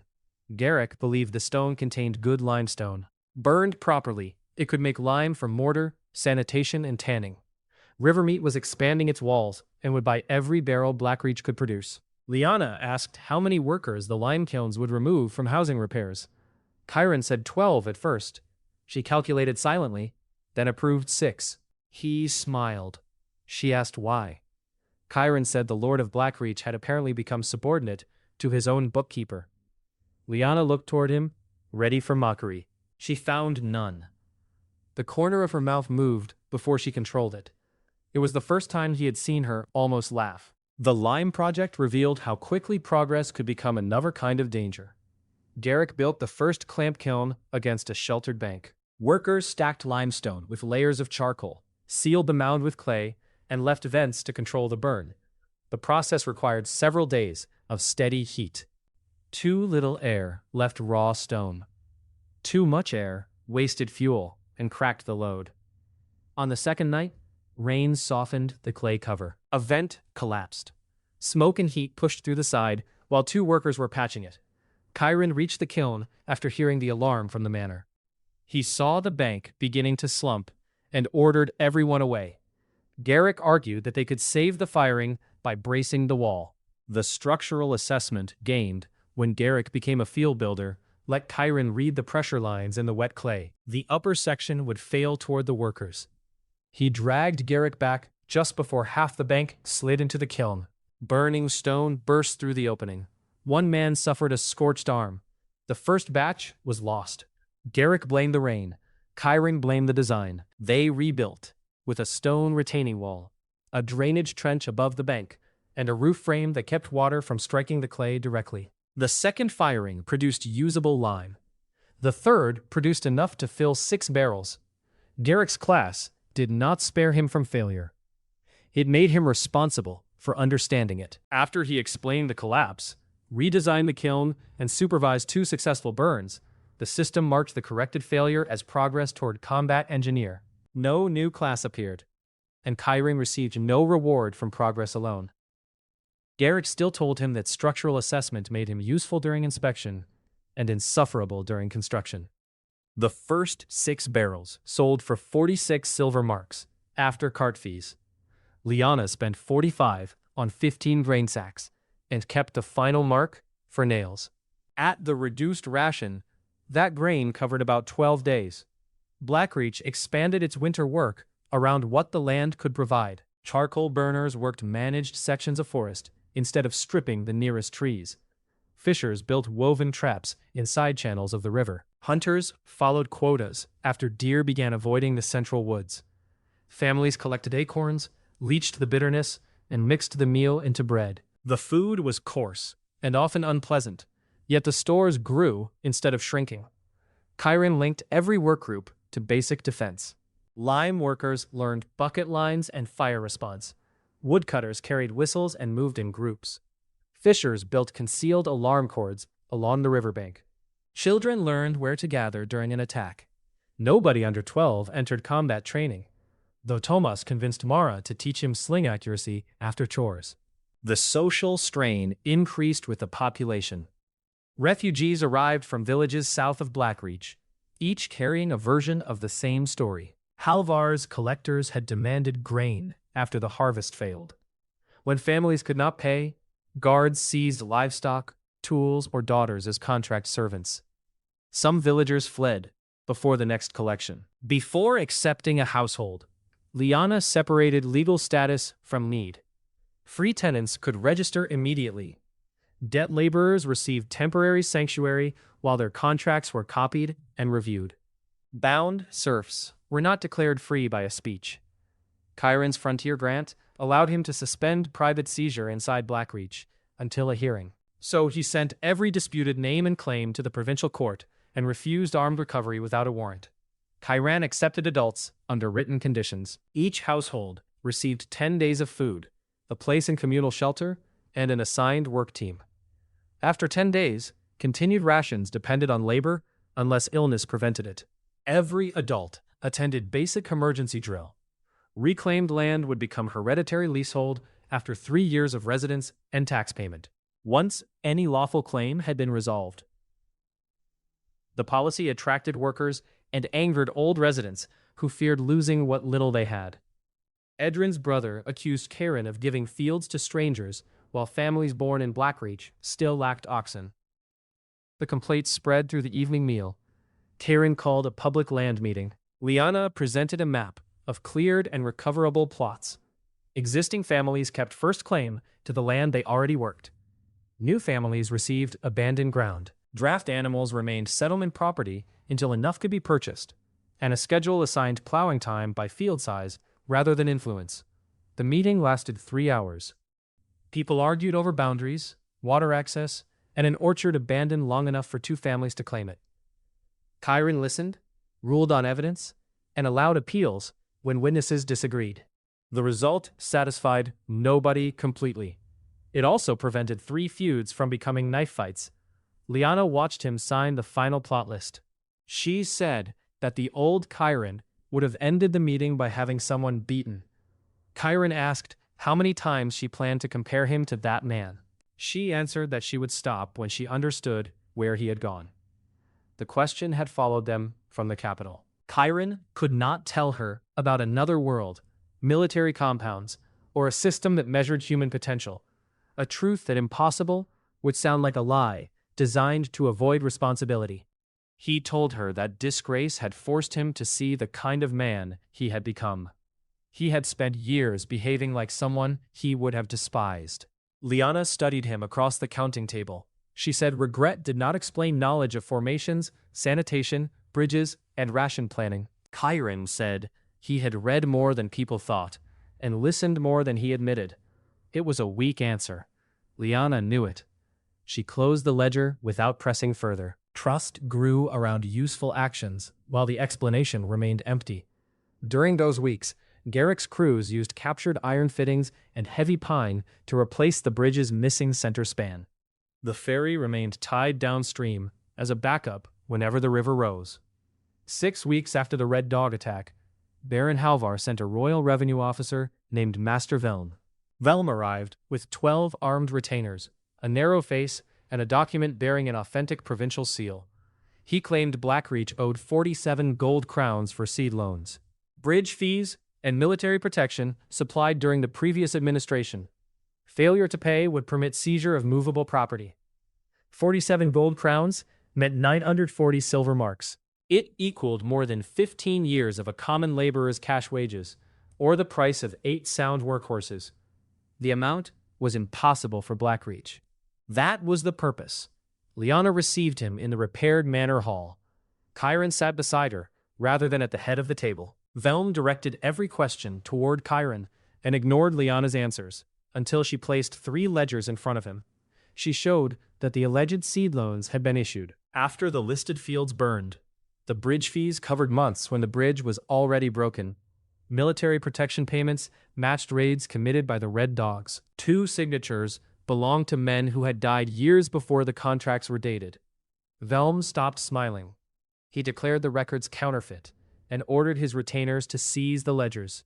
One man stepped toward Liana. The manor doors opened. Bram entered with 12 trained militia. 4 wore captured mail over padded coats. The others wore quilted jackets reinforced with rawhide and narrow iron strips. They carried real spears now. They moved into 2 ranks, turned on command, and lowered their points toward the floor between Velm's men. The posture was controlled. Nobody shouted. Nobody threatened. Velm understood the message. Chiron informed him that a crown officer could inspect Blackreach, though removing evidence from a direct royal holding required a warrant from the king's court. He offered lodging for the night and a full copy of every record. Velm chose to leave before sunset. Orin's scouts followed the party from a distance. 3 miles south, one retainer met a rider carrying Baron Halvar's Blackthorn badge. Chiron still lacked proof strong enough for court. He had something more immediate. Halvar had tested whether paper could break Blackreach. The next test would use steel. Chiron increased training from 2 hours to 3 for those on military tracks. He selected 30 spearmen, 15 archers, 10 scouts, 8 candidates on the field building track, and several candidates for command and medical roles. Many still lacked classes. A roster was not an army. The system displayed the conditions for the next steps. Spearmen required endurance under load, reliable formation skill, weapon control, and a battle achievement beyond basic defense. Archer required consistent accuracy at variable range, field movement, and verified performance against a dangerous target. Border Scout required navigation, concealment, accurate reporting, and return from hostile ground. Field Builder required multiple successful defensive works and 1 structure tested under real pressure. Squad Leader required 10 subordinates who followed orders during a dangerous operation with acceptable losses. The requirements were severe because the rewards were real. Chiron approved them. An army built from titles would collapse at the first hard question. Blackreach needed people who could answer with proof. Halvar closed the southern market to Blackreach 3 days after Master Velm returned. Merchants who sold salt, iron, or seed to Chiron's people would lose their licenses in Dornlands. Halvar's guards stopped 2 Blackreach wagons on a public road, cut open the flour sacks, and claimed they were searching for contraband. They found nothing. Chiron changed routes, instead of answering with force. Rivermeet remained open to the west. Small boats could move goods along the Varn when the current allowed it. Orin discovered an old charcoal track through Crown Forest that bypassed Halvar's checkpoints, though wagons could not use it until builders widened 2 turns and reinforced a marshy crossing. The longer route raised every price. A barrel of salt cost nearly twice what it had in autumn. Iron became precious enough that Garrick collected bent nails from burned houses and straightened them over a stone block. Liana responded by setting priorities. Food preservation received salt first. The smith received iron by written order. Military equipment was repaired before new decorations, hinges, or household tools. Families could purchase private supplies after public needs were met, and every transaction appeared on a wall ledger in the storehouse. The transparency caused arguments. It also prevented rumors that the manor was hoarding goods. Chiron sent a formal complaint to the provincial court. Halvar sent witnesses who claimed the road seizures had been conducted by unknown thieves. The court scheduled a hearing for spring. Winter would decide the matter before any judge did. Orin's scouts brought the first warning. Men were gathering at an abandoned wool depot south of Halvar's town. They arrived in groups of 10 or 20, carrying mixed equipment and traveling under merchant papers. Local taverns had received orders for hard bread, smoked pork, and horse feed. A blacksmith was repairing more than 100 spearheads. Chiron needed a reliable count. he sent Oren with 3 scouts across the border of Dornland. Their mission was to observe the depot for 2 nights, identify the commander, estimate supplies, and return without contact. The system marked it as a valid advancement trial. Oren chose a route through sheep hills he had crossed as a boy. He dressed the group as charcoal burners and carried baskets with real charcoal over hidden knives. At the first checkpoint, a guard asked why their hands were too clean. Oren overturned one basket in the mud, cursed the guard for ruining a week's work, and forced him to help reload it while complaining about the Baron's taxes. The performance sounded genuine because most of it was. They reached the depot after dark. Oren counted campfires, bread deliveries, latrine trenches, and horse lines. Instead of guessing from noise, he recorded how many men collected food at each cook station. The force numbered between 190 and 220. 30 were mounted. At least 60 wore mail or brigandine. Their commander was Captain Sarek Voss, a professional mercenary who had fought in 2 southern wars. On the second night, a patrol found one of the scouts' observation points. The youngest scout, Fen, moved before Oren signaled and sent loose stones down the slope. 2 guards climbed toward them, with a dog. Oren could have abandoned Fen and completed the mission with the others. He chose a harder route. He sent 1 scout downhill with the written count. The 3rd scout, Neri, stayed long enough to drag a charcoal sack across the scent line, then withdrew through a western gully with a second memorized report. Oren led Fen across the ridge. The dog followed their scent. Oren removed his wool cloak, wrapped it around a stone, and threw it into a ravine stream. The dog pulled its handlers toward the water. Oren and Fen doubled back through a sheep tunnel beneath a wall. The patrol found them near dawn anyway. Fen slipped on Frost and twisted his ankle. Oren fired 1 arrow into a tree beside the closest guard, forcing him behind cover, then carried Fen downhill until his own legs began to fail. At a narrow gully, he cut a dead branch, supporting a shelf of loose earth. The slide blocked the path long enough for both men to reach Crown Forest. The first messenger delivered the written count before dawn. Neri reached Crown Forest an hour later. Oren and Fen returned last, exhausted and carrying details that matched both reports. Oren earned Border Scout. His 3 companions earned Scout after their reports were checked against one another. The advancement sharpened Chiron's sense of direction so suddenly that he could point toward the capital from inside the manor with his eyes closed. He gained a practical understanding of terrain memory, observation positions, and route concealment. Oren gained more.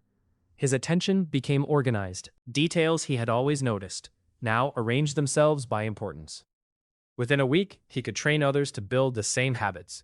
Using Oren's report, the captured road ledgers, and the amount of food Sarek had ordered, Chiron and Oren traced the mercenaries' likely route. The mercenaries would use the restored southern timber bridge over the Varn. Garrick's cruise had completed its permanent center span less than 3 weeks earlier, after the ferry reopened trade, replacing the missing section with heavy pine beams. Beyond it, the road entered Cutstone Vale, a narrow basin left by an old quarry stream. Wooded slopes rose on both sides. The northern exit narrowed between a cliff and a marsh. Chiron walked the ground with Garrick, Oren, Bram, and Mira.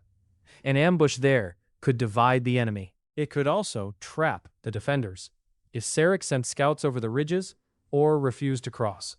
They studied alternatives for 2 days. A direct defense of the village would place civilians and winter stores in the battle.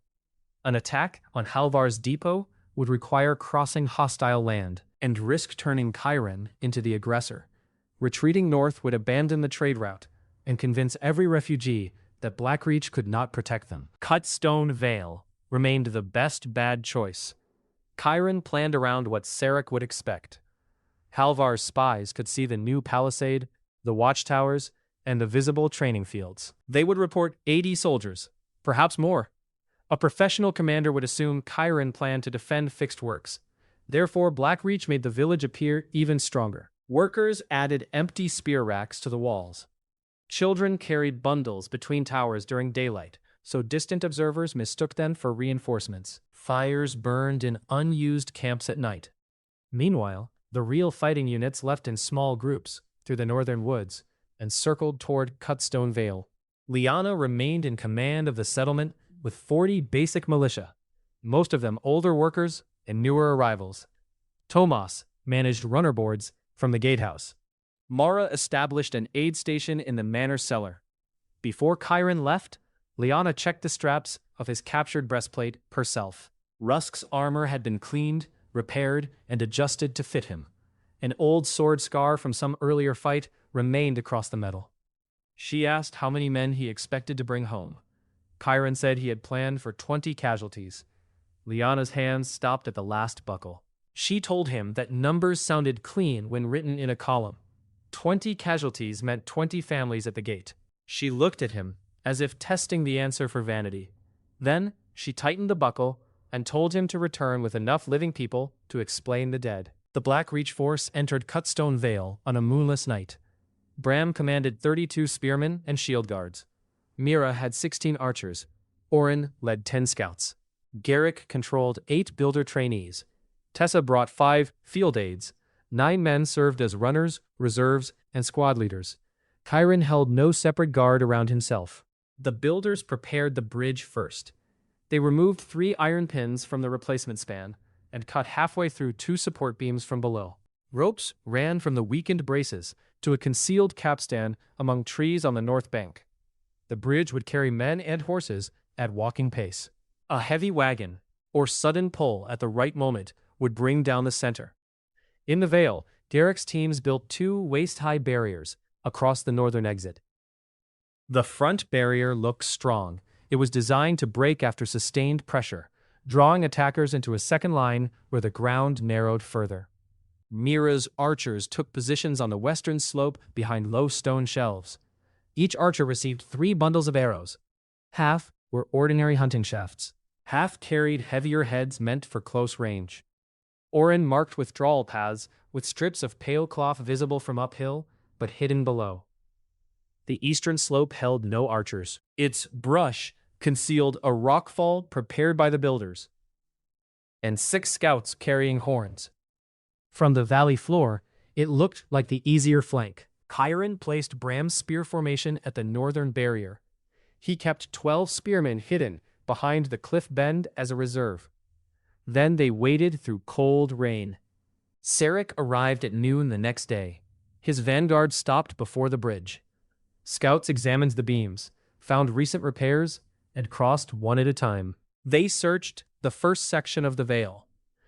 Chiron's people remained hidden beyond the northern bend and high on the slopes. The scouts reported no enemy. Sarek sent 20 infantry across, then 10 mounted men. The bridge held. He was careful. He kept archers near the southern bank and ordered 2 men up the western ridge before committing the column. Oren's scouts shadowed those flankers. One mercenary noticed a broken fern that should have remained upright. He raised a hand toward his companion. Oren struck before the warning carried. His first arrow entered the man's side. The second mercenary ran downhill instead of fighting. Fen tackled him behind a fallen tree. They struggled silently until Fen drove a knife into the gap under the man's arm. The flank patrol vanished, though it delayed the timetable. Sarek waited for them. Chiron felt every extra minute. The weakened bridge timbers soaked in rain. If the wrong support failed early, the enemy would remain on the south bank and discover the ambush. If Sarek sent another patrol, blood on the ridge might expose Oren. At last, the mercenary captain decided his men had wandered too far. Infantry crossed in blocks of 20. Pack animals followed. 2 supply wagons rolled onto the bridge and passed safely, because the cuts had been placed to preserve gradual load. Sarek rode near the middle of the column, beneath a dark green banner.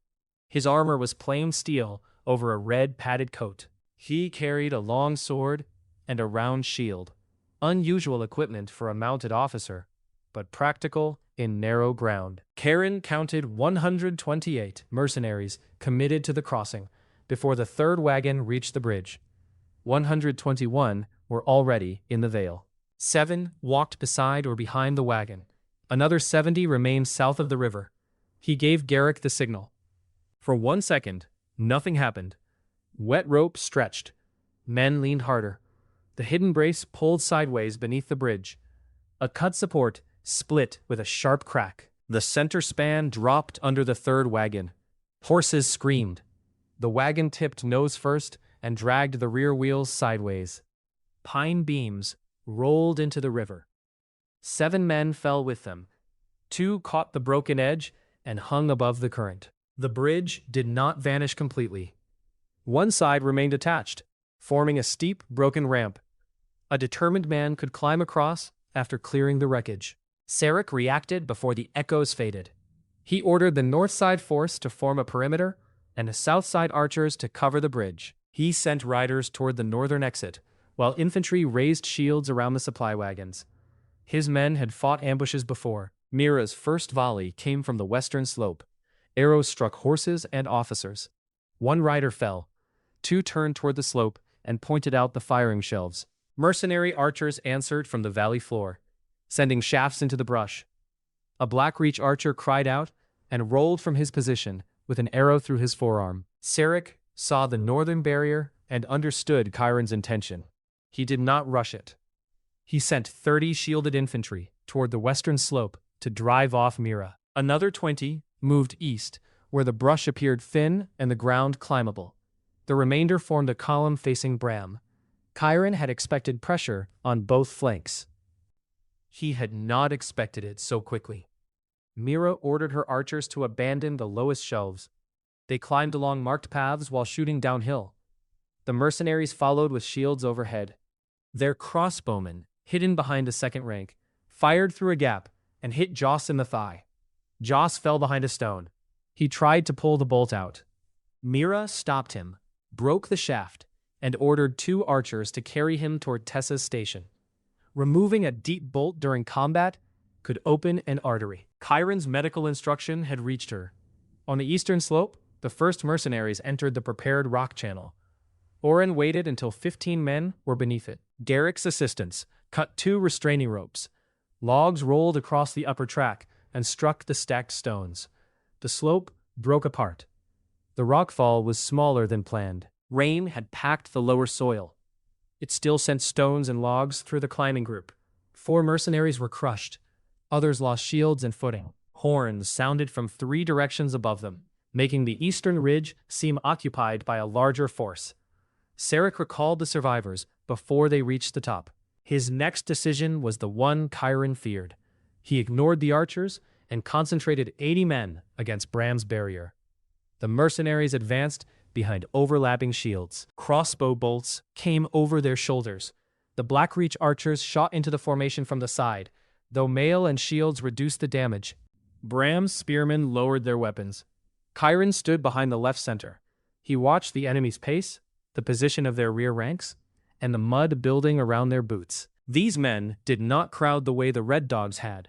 They closed gaps and used short spears to deflect points. The formations met with a sound like timber dropped on stone. Mercenary shields hit the barrier. Blackreach spears stabbed over it. A man beside Bram took a crossbow bolt through the mouth and fell against the legs behind him. The line closed over the body. Sarek's front rank hooked the barrier with axes. The second rank shoved. The structure groaned.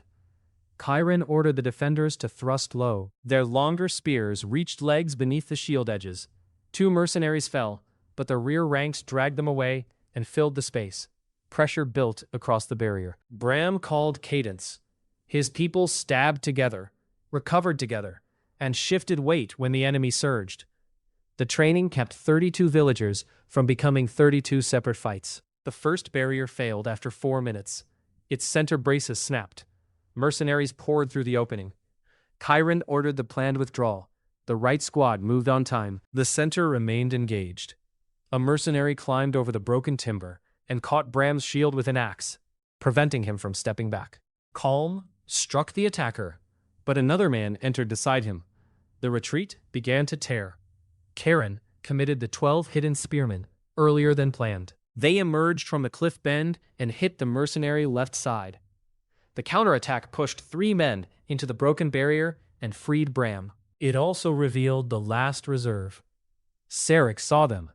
He ordered his entire center forward. The second Black Reach line stood where the cliff pressed close to the marsh. It could hold perhaps 10 men across. Chiron's defenders reached it with 6 wounded and 3 dead left behind. The mercenaries followed before the line could settle. Mira's archers shifted fire from the rear ranks to Sarek's command group. 2 arrows struck his shield. 1 killed the standard bearer. Sarek dismounted, handed the reins away, and led the assault on foot. The second collision drove Bram's front rank back half a step. Chiron entered the line beside him. His body carried the strength of militia, hunters, scouts, a field aide, and a builder. Months earlier, Rusk had overpowered him on the ground. Now Chiron could arrest a shield impact with his legs and return it through the spear shaft. The change felt powerful and dangerous. More strength made errors faster. He kept his movements narrow. He struck a mercenary spear aside, thrust beneath a shield, and withdrew before the trapped weapon could be seized. Bram drove forward beside him. Kolm used a captured metal shield and took 2 blows that would have broken wood. The mercenaries changed tactics. They stopped pushing the whole line and concentrated on 3 points. Men in the rear passed short axes forward. At the left edge, they hacked at spear shafts. In the center, 2 large soldiers locked shields and drove into Bram. On the right, crossbowmen fired into the same narrow opening until a defender fell. Blackreach lost ground. Chiron sent a runner to Mira with an order to fire into the mercenary rear. She had only 6 archers, still in strong positions. The rest were carrying wounded. Low on arrows, or pinned by counterfire, Mira gathered every remaining heavy shaft. She waited until the mercenary rear rank lifted shields to climb over the first barrier. Her volley entered exposed backs and thighs. The formation compressed forward to escape the arrows, increasing pressure on its own front. Chiron used that pressure. He ordered Bram to open the center. Bram thought he had misheard. Then he repeated the command.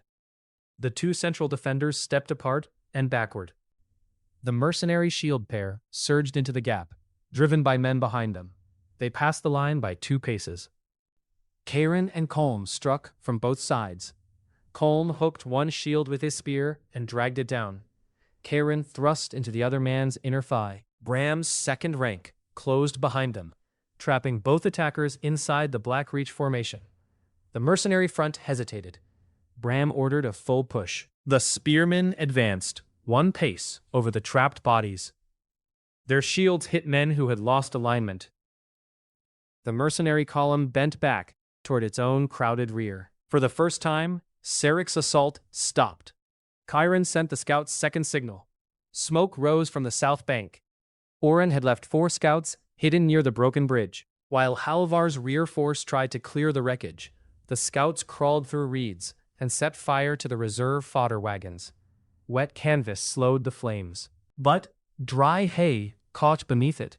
They cut loose 8 remounts, tied brush behind 2 saddles to raise dust, and sounded cavalry calls from separated tree lines. Through rain and smoke, movement on a southern road resembled the head of a mounted column. The South Bank lieutenant did not run. He kept archers covering the bridge and spent nearly 20 minutes trying to drag the 3rd wagon clear. When fire reached the arrow cart, no command flag appeared from Sarek, and the horn calls seemed to approach from the west. He faced the possibility of being pinned against the river by royal cavalry. With no order to sacrifice his reserve, he formed the 70 men and withdrew toward the wool depot, carrying wounded and what food they could lift. The force in the vale saw smoke behind them. Sarek understood that his escape and food were both threatened. He could withdraw to the bridge under arrow fire, or break the northern line before the defenders recovered. He chose the line. The mercenary captain called his veterans around him and attacked the Black Reach left. They came in a wedge of 12, shields high, swords working beneath the rims. The first defender lost his spear. The second took a blade in the belly. Sarek struck Bram's shield 3 times in the same place and split the outer plank. Chiron moved toward him, but 2 mercenaries blocked the way. One carried a mace. He swung at Chiron's head.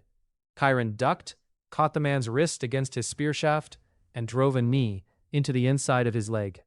The second man thrust a sword toward Chiron's ribs. The breastplate turned the point, though the impact numbed his side. Chiron shortened the spear and attacked the sword hand. The steel head cut through glove and fingers. He reversed into the mace bearer, struck the throat with the butt, and pushed through as the man fell. Sarek had broken Bram's shield and cut him across the forehead. Bram remained upright, behind the ruined boards. Sarek raised his sword for a finishing strike. Chiron's spear caught the blade near the guard. Sarek turned from Bram and drove forward. He was shorter than Rusk, faster, and far more controlled. His shield rim struck Chiron's spear aside. His sword cut low toward the knee. Chiron withdrew the leg and felt the blade scrape his greave. They fought inside the crush of the two formations. Chiron had reach. Sarek kept taking it away. He used his shield to smother thrusts and attacked the hands. Chiron changed grip, using the spear as a short staff. Sarek's sword opened the leather at his left shoulder. Chiron's spear butt struck the captain's jaw. Neither blow ended the fight. Sarek ordered his veterans to keep pushing. Chiron heard Bram trying to rebuild the line behind him. Every second of the duel carried the weight of the formation. Sarek feinted at the head and cut toward Chiron's forward hand. Chiron let the spear slide through his grip. The sword struck the ash shaft rather than his fingers. A deep notch opened in the wood. Sarek struck the same place again. The shaft cracked. Chiron stepped in instead of retreating. He trapped Sarek's sword between the damaged shaft and the rim of the mercenary's own shield. His enhanced grip closed. He turned the spear across his body while driving his shoulder into the shield.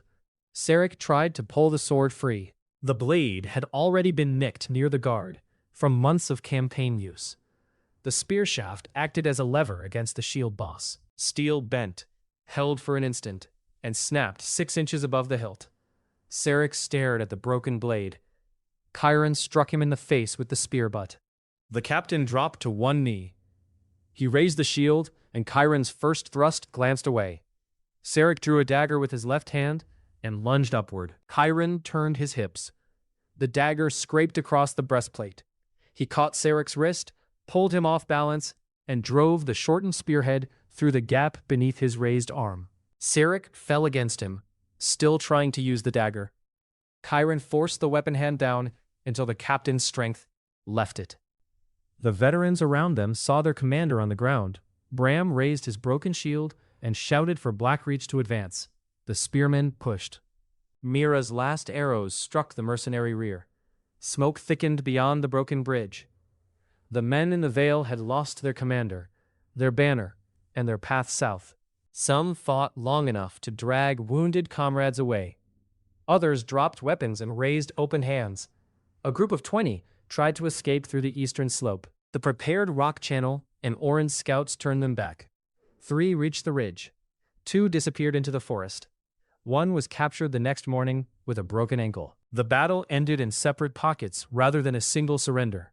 Chiron accepted each group only after they placed weapons in piles and moved away from them. He kept his own exhausted formation intact until the final crossbow was on the ground. Blackreach lost 9 people killed. 26 were wounded, 7 seriously. 41 mercenaries died in the Vale or river. 85 surrendered, including 53 wounded men. 2 escaped into the northern forest. The 70 soldiers south of the bridge withdrew in formation after their lieutenant failed to clear the wreckage and judged Oren's false cavalry threat possible. They remained intact, but they no longer influenced the battle. The supply wagons carried 80 sacks of grain, dried peas, salted pork, spare boots, arrows, iron fittings, medicine, and tools intended to support a month of occupation. They also carried the papers a field army actually needed. Sarek's contract, the current payment schedule, and sealed operational orders from Halvar's steward were packed in the command chest. The wagons held no archive of older crimes. Halvar had not been foolish enough to send one into battle. Tessa's field station filled before the last weapons were collected.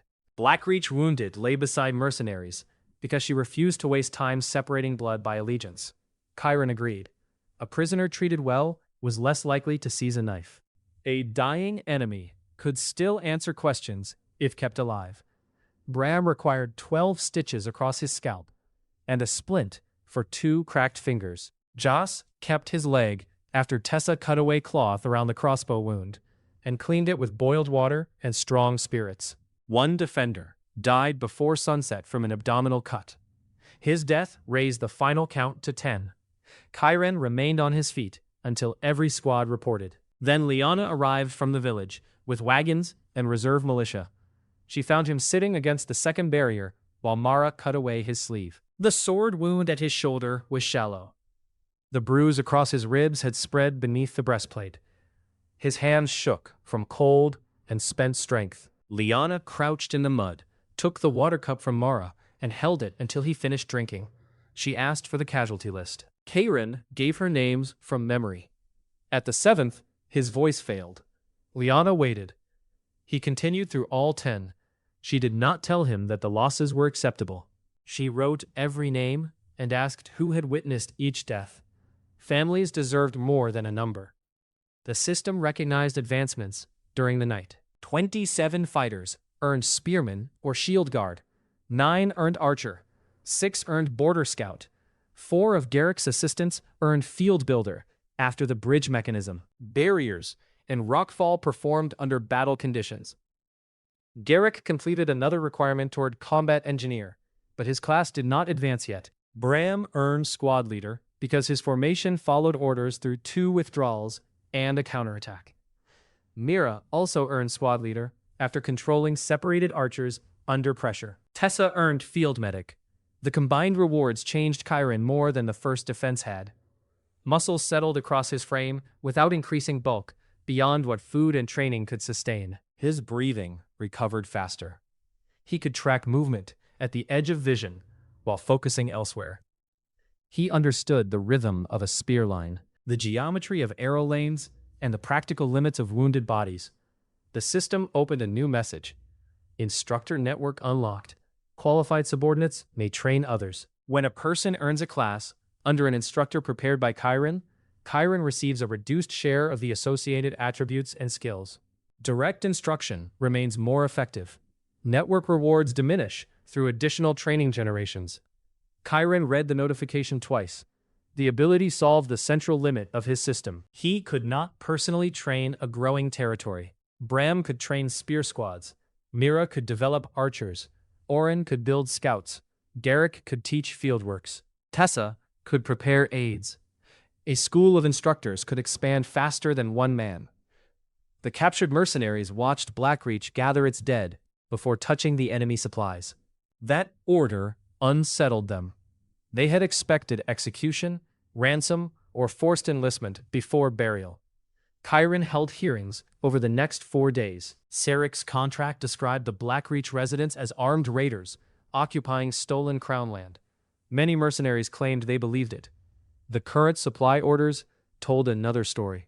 They included instructions to burn grain stores, kill all trained officers, seize refugees, and return surviving laborers to Dorne estates. Captain Sarek had signed the operational copy. Halvar's steward had sealed the payment schedule. Those papers tied the invasion to the steward. They did not prove who had financed the Red Dogs for years, and they did not connect the operation to Adrian. A captured pay clerk explained why. Payments for illegal work never entered a campaign book. Vestal's warehouse recorded them as spoiled wool, broken carts, and river losses. One of the protected Red Dog witnesses confirmed the method and said Corvin Arno, the former Blackreach steward, had kept those books after fleeing south. The brass thorn token opened the warehouse's private gate. Karen could not march soldiers into Halvar's market town without becoming the aggressor. He ordered Oren to watch the old Crown Forest track that smugglers used when avoiding toll posts. News of Sarek's defeat would force Vestal to move anything dangerous. 5 nights later, 2 covered wagons left Dornland after dark and entered the Crown Forest. Oren had 14 scouts and militia waiting at a narrow ford. They dropped a cut pine across the road, and lit lanterns on both banks to make the blocking force look larger. The wagon guards tried to turn around. A rear wheel sank into mud. One guard fired a crossbow and struck a shield. Oren's people answered with aimed shots at weapon arms and harness straps. After a brief exchange, 2 guards fled into the trees, and the remaining 8 surrendered.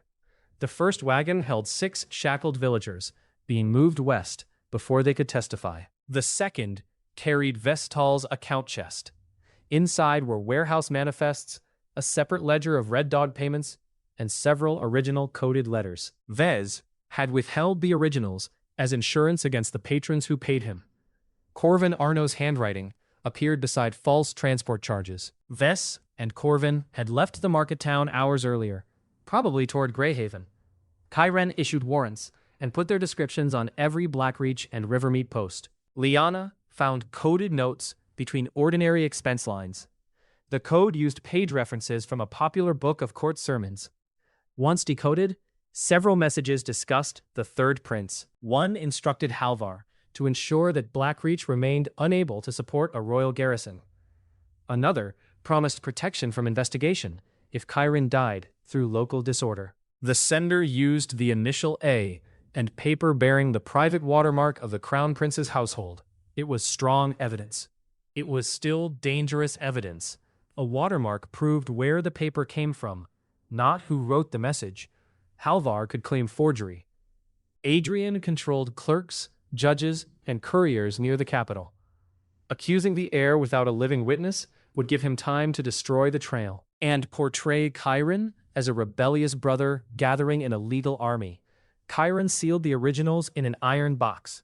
Liana made 3 copies. Oren hid one at Varn Hollow. A Rivermeet merchant carried another to a banker under a trade contract. The third remained in Liana's private ledger room. The prisoners received individual judgments. The 3 red dogs, held since the first battle, were joined by 3 of Sarek's mercenaries whom witnesses recognized as former gang members involved in abduction. All 6 were held for royal trial. The 2 original holdouts were sent on lesser bandit charges with 12 mercenaries who had killed surrendered villagers during earlier work for Halvar. Kyren refused them settlement service and sent them under guard to the provincial court with copies of the evidence. The remaining captives received a choice. They could stay imprisoned until a royal judge ruled on their contract. They could leave Blackreach after surrendering captured weapons and signing that Blackreach owed none of Halvar's unpaid wages. Or they could work for the settlement under probation, earning food, pay, and the possibility of land after 1 year. 12 chose release once they were fit to travel. They renounced their claims to Halvar's unpaid wages, surrendered their weapons, and departed in 3 groups under escort through Rivermeet after swearing not to bear arms against Blackreach for 1 year. Those who stayed did not become trusted soldiers at once. Kyren broke their old companies apart and placed no more than 2 mercenaries in any work group. They repaired the bridge, cut timber, dug graves, and rebuilt what their army had intended to burn. Probation pay was 2 silver marks a month, with rations, a bunk, and credit toward a future lease. Qualified instructors could earn more after probation. Those with families could send part of their pay through Rivermeet. 4 deserted within a month. 2 attempted to steal horses and were caught by Oren's patrol. 1 drew a knife during arrest and died. The other spent winter in chains before choosing road labor. The rest learned that Blackreach's rules applied even when inconvenient. Within a week, Oren confirmed that the 70 men who had withdrawn from the South Bank reached the wool depot, found Sarek's pay chest gone, seized provisions owed to them, and split into small companies bound for 3 different provinces. Their retreat had been orderly. Halvar had still lost the force. 14 days later, the escort returned with a sealed order. The provincial court accepted the prisoners and the lesser criminal cases, but stayed any charge against Baron Halvar. The judge claimed that copies proved only a steward's seal, and that summoning a titled baron required original evidence and royal authority.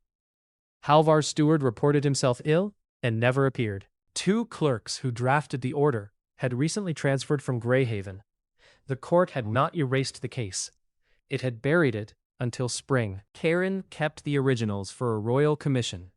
Before snow closed the western track, Oren located 3 related households still living in charcoal huts beyond Varn Hollow. Their names appeared in older Blackreach tax lists.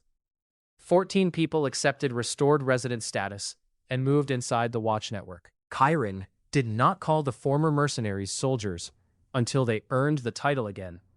The captured grain changed the winter forecast. 80 sacks added 4,000 kilograms. Salted pork and peas increased protein. The army tools doubled the pace of construction.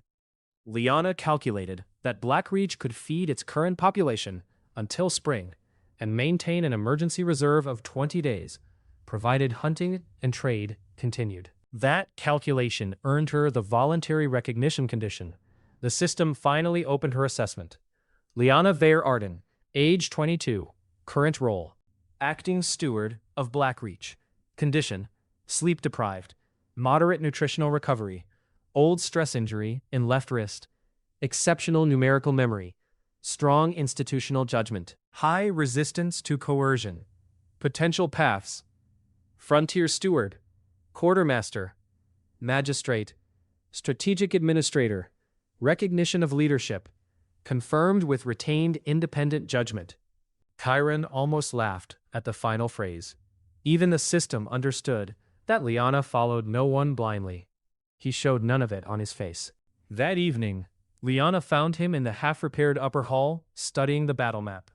Snow pressed against the shutter cracks.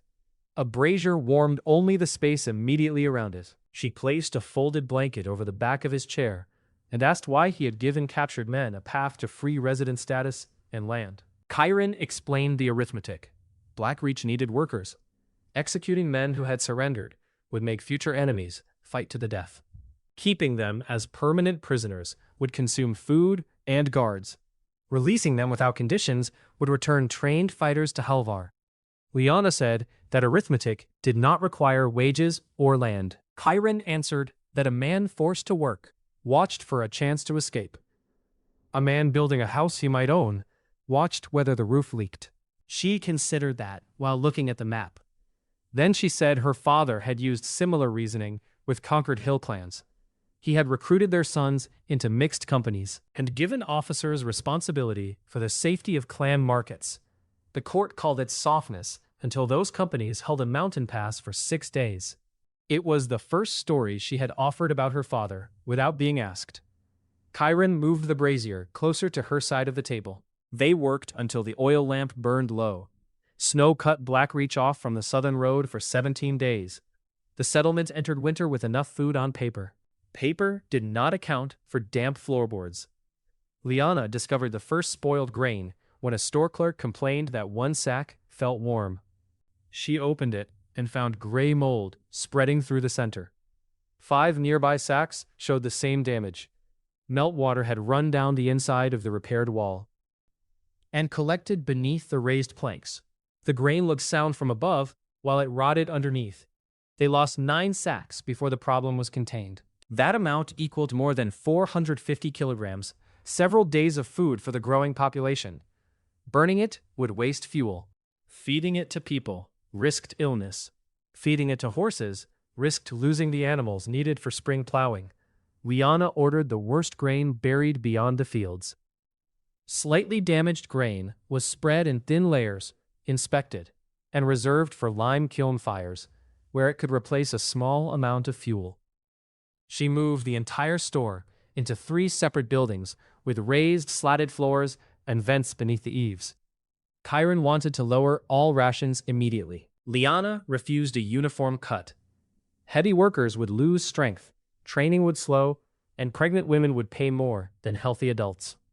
She reduced ale production, suspended private grain purchases, replaced 2 porridge meals each week with beans and dried roots, and lowered the manna ration first. The change saved almost as much grain as a broad reduction, while protecting the people doing the hardest work. Chiron accepted her plan. The next crisis arrived with refugees from the south. 37 people reached the palisade during a snowstorm. Halvar's guards had burned their hamlet after several men refused labor levies. 3 refugees carried fever. 2 children had a rash across their chests.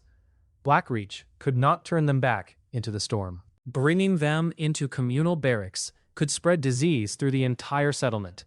Tessa converted the unfinished lime warehouse into an isolation house. Garrick sealed drafts, built a stove, and opened vents near the roof. Mara assigned separate pots and blankets. Anyone entering washed with hot water and changed outer clothing before returning to the village. The illness proved to be winter fever rather than plague, though it moved through families quickly. 11 refugees became seriously ill. One old woman died. 2 Blackreach aides caught it despite precautions and recovered after a week. The response consumed firewood, broth, clean cloth, and labor, when every resource was already scheduled. Liana reorganized work teams around the shortage.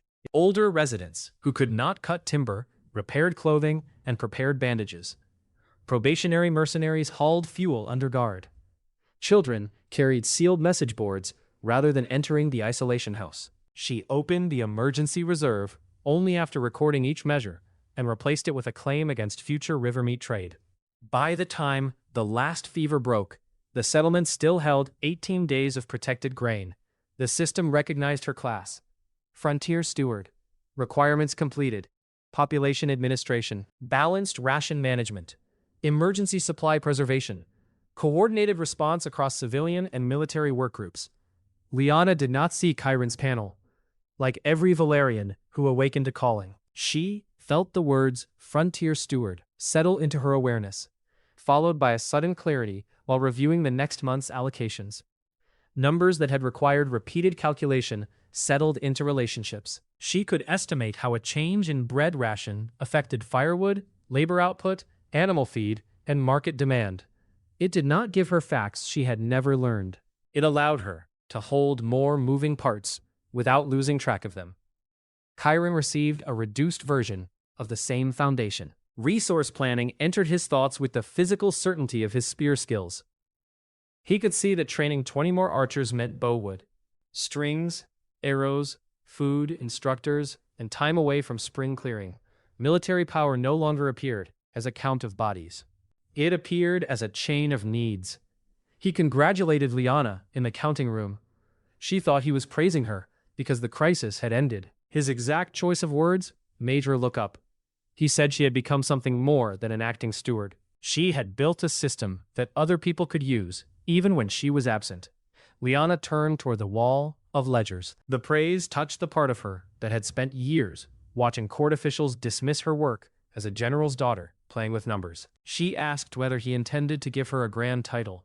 Chiron said titles could wait until the roof stopped leaking over the tax shelf. She laughed, briefly and without checking who heard. The instructor network expanded through winter. Bram trained 4 squad leaders. Each leader received 12 recruits, a fixed schedule, and a written test of formation commands. Mira trained archers in pairs because she could correct 2 stances while observing the target line. Oren created scout notebooks using charcoal sketches of tracks, ridge shapes, and river crossings. Garrick taught builders to inspect before cutting, measure twice, and record every failure. The former mercenaries changed the training culture. They knew how professionals attacked weak lines. Some understood camp sanitation, armor repair, horse care, and sentry discipline. Chiron paid them for useful instruction after they completed probation. He also forced them through Blackreach's class requirements. Prior experience helped, though service under Sarek did not automatically qualify anyone for a new role. A veteran named Varric already held mercenary spearman, a calling earned years earlier. He resented being placed beside farmers and expected immediate command. Karen told him that an existing class proved he could fight. It did not prove that other people were safe under his orders.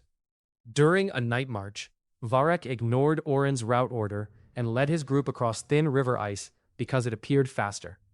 One man fell through and nearly died. Karen removed Varric from the leadership track for 2 weeks and assigned him to the Isolation House Wood team. Varric called the punishment insulting. Karen answered that experience which endangered subordinates was a liability. Varric could return when he learned to follow terrain knowledge better than his own pride. The veteran returned. 3 months later, he earned squad leader, after bringing a patrol home through a spring flood, with every person accounted for. The surviving members of the first 100 workers, together with the households of those who had died, became the settlement's core. Bram commanded the main spear company. Mira commanded the archers. Oren built the border watch. Garrick supervised public works. Tessa trained field aides. Sarai, who had nearly frozen in the first battle, became responsible for shield drill among new women recruits. Colm learned to control his strength and took charge of load training. Even Davin, the young man who had run from the boar, became a reliable hunter after months of returning to the field, where fear had first mastered him. Classes changed how people saw work. A profession in Blackreach was earned in public. The patrol they had completed, the patients they had treated, or the formation they had held. The system remained Chiron's secret, yet its judgments became visible through consistent standards. People began asking what they needed to learn next. Spring opened the roads and brought more people than Blackreach could house. Halvar's failed army had broken his authority across the southern estates. He could still hire guards, but he could no longer claim that resistance was impossible. Tenant families left at night. Contract laborers carried copied debt papers instead of tearing up the only evidence of what had been done to them. 2 minor landowners abandoned their manors and fled toward the capital. At the Thaw census, Blackreach held 286 registered residents. The clerks reconciled that figure from the first-month register of 193. 10 Blackreach defenders had died at Cutstone. 53 of the probationary mercenaries remained, after 4 desertions and 1 death. 14 older Blackreach residents had returned from the charcoal huts. The winter refugee group added a net 36 people after the old woman died. During the first 6 weeks of spring, 445 new people raised the total to 731. The abandoned manors then sent 612 tenants, herders, and workshop families as organized groups, lifting the census to 1,343. During the next month, 6 hamlets and a closed mining camp sent 784 more people. By early summer, the register held 2,127 names. The second wave did not arrive empty-handed. It brought 27 oxen, 16 workhorses, 42 carts, seed grain, hand tools, and several experienced smiths. Other families arrived with little more than blankets. Liana opened reception camps outside each settlement, with drainage ditches, latrines, separate cooking fires, and a 10-day health screen. Free tenants, disputed debt workers, and bound laborers were entered in separate books, so a food ration did not become a false legal judgment. Rivermeat merchants extended 2-year credit secured against lime, timber, and future toll receipts. 420 grain sacks arrived in scheduled loads, instead of 1 vulnerable convoy. Garrick's crews repaired 147 abandoned houses, built 19 long barracks, and raised rows of simple wattle cottages. Crowding remained severe, but it was measured and distributed, rather than hidden behind the central palisade. Chiron did not pack everyone into Blackreach town. The territory contained 6 named villages. He restored them in stages. Varnhollow became a fishing and river trade settlement. Stonefield reopened the limestone quarry and built permanent kilns. Eastwatch occupied the ridge near the Ordan border, with a signal tower visible from the central manor on a clear day. Willowbank returned to farming around its surviving orchard. The burned hamlet of Redmere became a lumber camp and sawyard. The central village, now commonly called Blackreach Town, held administration, storage, the smithy, and the largest garrison. Each settlement received a council of 5 adults. 2 were chosen by residents, 2 by work groups, and 1 appointed by Liana's office. Councils handled ordinary disputes, work schedules, and local stores. Serious crimes and land appeals went to Kren's court. The arrangement reduced travel and prevented every broken fence from reaching the manor. It also created local ambition. At Stonefield, the appointed council member tried to reserve the best housing for relatives. Quarry workers stopped loading lime in protest. Chiron traveled there with Liana, and no military escort beyond 2 riders. They inspected the housing list, removed the official, and required a new public drawing for equal houses. The official kept his own assigned room and returned to quarry work. Removing him from office without stripping his family of food made the lesson precise. At Willowbank, two families fought over irrigation access. Derek's builders created a shared channel and a timed gate, though the upstream family opened it at night. Oren's trainees found the footprints. The family lost 1 week of water priority and spent that week repairing the lower ditch. Blackreach law developed through consequences people could understand. The spring economy rested on 5 pillars. Lime and dressed stone sold west. Timber and charcoal moved by river. Fishing supplied food and trade oil. Reclaimed fields produced barley, oats, beans, turnips, and flax. The restored road collected a modest toll from commercial wagons in exchange for patrols, bridge maintenance, and marked campsites. The toll was lower than Halvar's had been. Traffic still produced more revenue because merchants trusted the route. Liana kept 3 separate accounts. Cash revenue covered purchases that Blackreach could not make for itself. In-kind dues filled stores. Road labor, ration credits, and lease credits paid for much of the local work without pretending that labor was free. Captured supplies remained listed as assets, never as tax income. Liana set aside 1/5 of toll income for road work, 1/5 for defense, 1/5 for grain reserve, 1/5 for tools and seed loans, and 1/5 for the crown tax, due at the end of the year.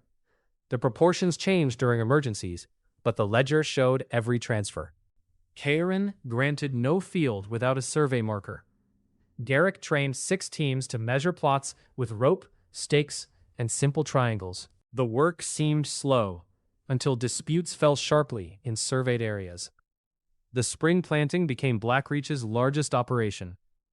The territory owned only 19 healthy draft animals when the thaw began. New arrivals brought 27 oxen and 16 workhorses. A rivermeat breeder sold 12 more oxen on credit against autumn line deliveries. By the main planting, 74 draft animals appeared in the register, though only 61 were fit for full work shifts. Chiron organized labor around animal time. Teams removed stones and roots before the plow arrived. Oxen and horses worked in shifts with protected feed. Human crews used spades on smaller garden plots. Of 917 hectares surveyed and brought back into use, 312 were sown in barley or oats, 96 in beans, turnips or flax, and 78 became household gardens. The remaining land was pasture, fallow ground, or cleared acreage for the following year. Seed came from protected stores, refugee wagons, and the rivermeat credit shipments. Each issue was recorded as a low-interest loan, repayable after harvest. The ledger never counted cleared ground as food before something had actually been planted. Rain arrived late. For 2 weeks, dry wind lifted soil from the new fields. Families watched the sky and whispered that Blackreach had grown too quickly. A failed harvest would turn every promise into hunger. Chiron directed the field builders toward water management instead of walls. Garrick protested that the northern palisade remained incomplete.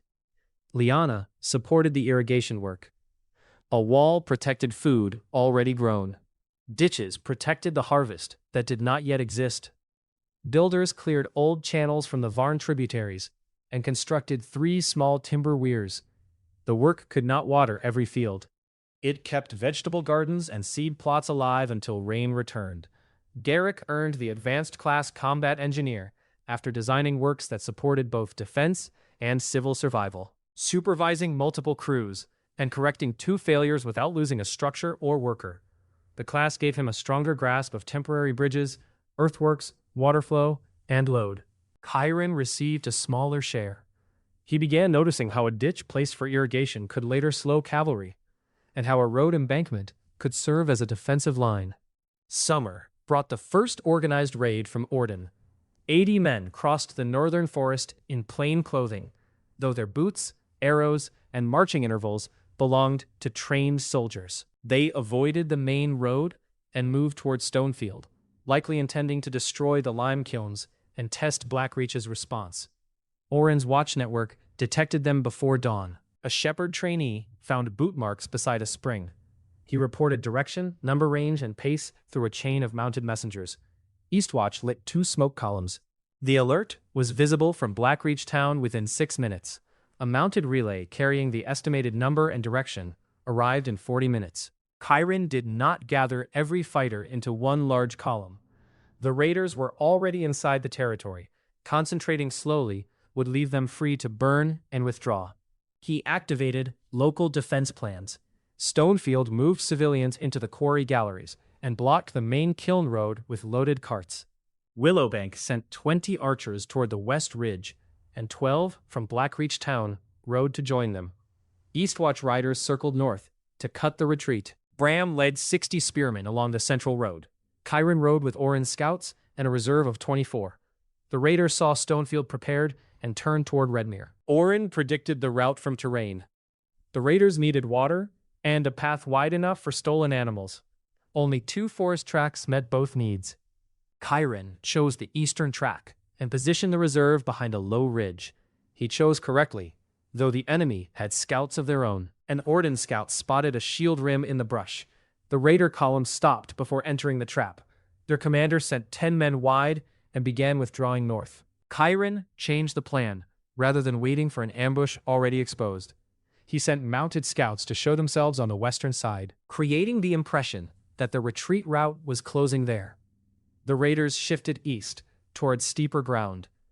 Mira's archers, arriving from Willowbank, occupied a rocky rise ahead of them. The raider commander attacked the archers before Bram's spears could arrive. His men climbed in 3 groups, using trees for cover and shooting as they moved. Mira had 32 archers, many trained by her students, rather than by Chiron.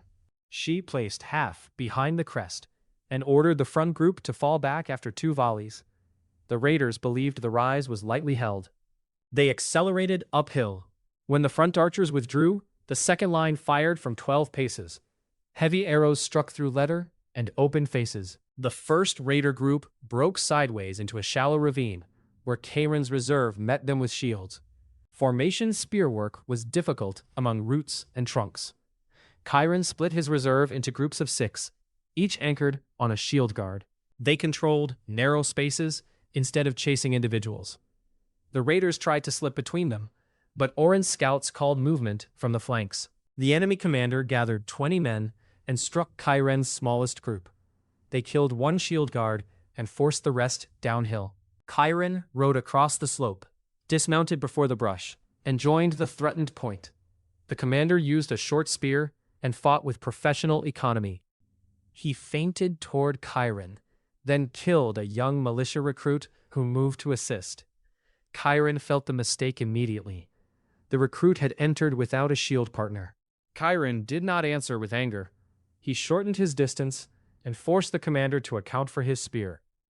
Their weapons met between 2 trees. The Ordon officer tried to circle around a root. Chiron used the trunk to limit him, pressed the spear shafts together, and struck the man's knee with his boot. The officer fell back, recovered, and called his men toward the open slope. Bram arrived there with 60 spearmen. The raiders found the northern track closed by Eastwatch riders, and the south blocked by Bram's line.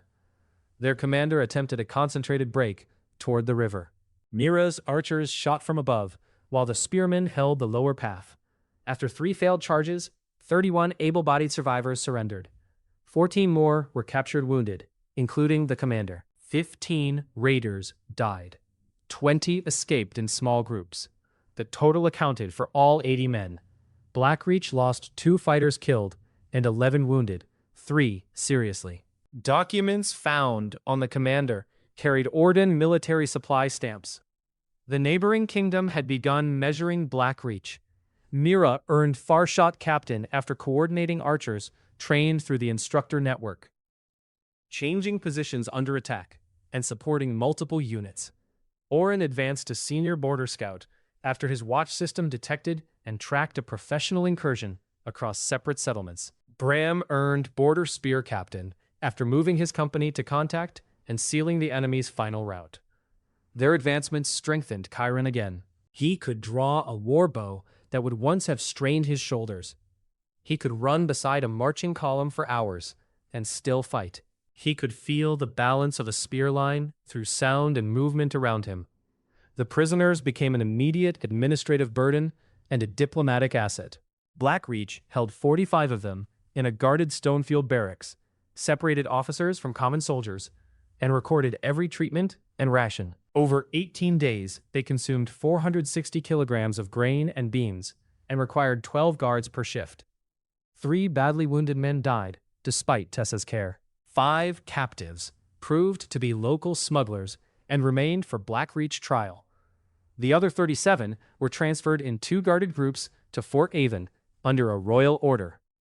Karen sent copies of the supply stamps, the commander's statement, and 3 independent testimonies to the king. Ordan's envoy denied that the men belonged to its army and refused ransom, calling them deserters who had stolen equipment. The denial allowed both kingdoms to avoid immediate war. It also left stamped orders and living soldiers in a royal archive. The successful defense caused the last and largest migration. During the next 8 weeks, families from Halvar's market district and exposed northern farms arrived in 23 registered groups. Reception camps, work assignments, and legal reviews already existed, so the territory did not absorb them as an uncounted crowd. Derek's village crews used standard plans to raise 7 more long barracks and 64 wattle cottages, while organized farm groups repaired outlying houses. Rivermeat extended another 260 grain sacks before prices rose. 18 oxen and 9 workhorses came with the later groups. After births, deaths, departures, and duplicate transfer entries were reconciled, the groups produced a net increase of 1,087 people. The register rose from 2,127 to 3,214 residents. Oren also closed a quieter trail. One coded note in Vestal's account chest ordered reimbursement of 6 silver marks, paid to a Greyhaven apothecary, 2 days before the royal feast. A matching ledger entry named the courier account used for the payment. Through the Rivermeat banker, Oren's agents found the apothecary's former apprentice, who remembered the palace servant who collected the packet and supplied his name.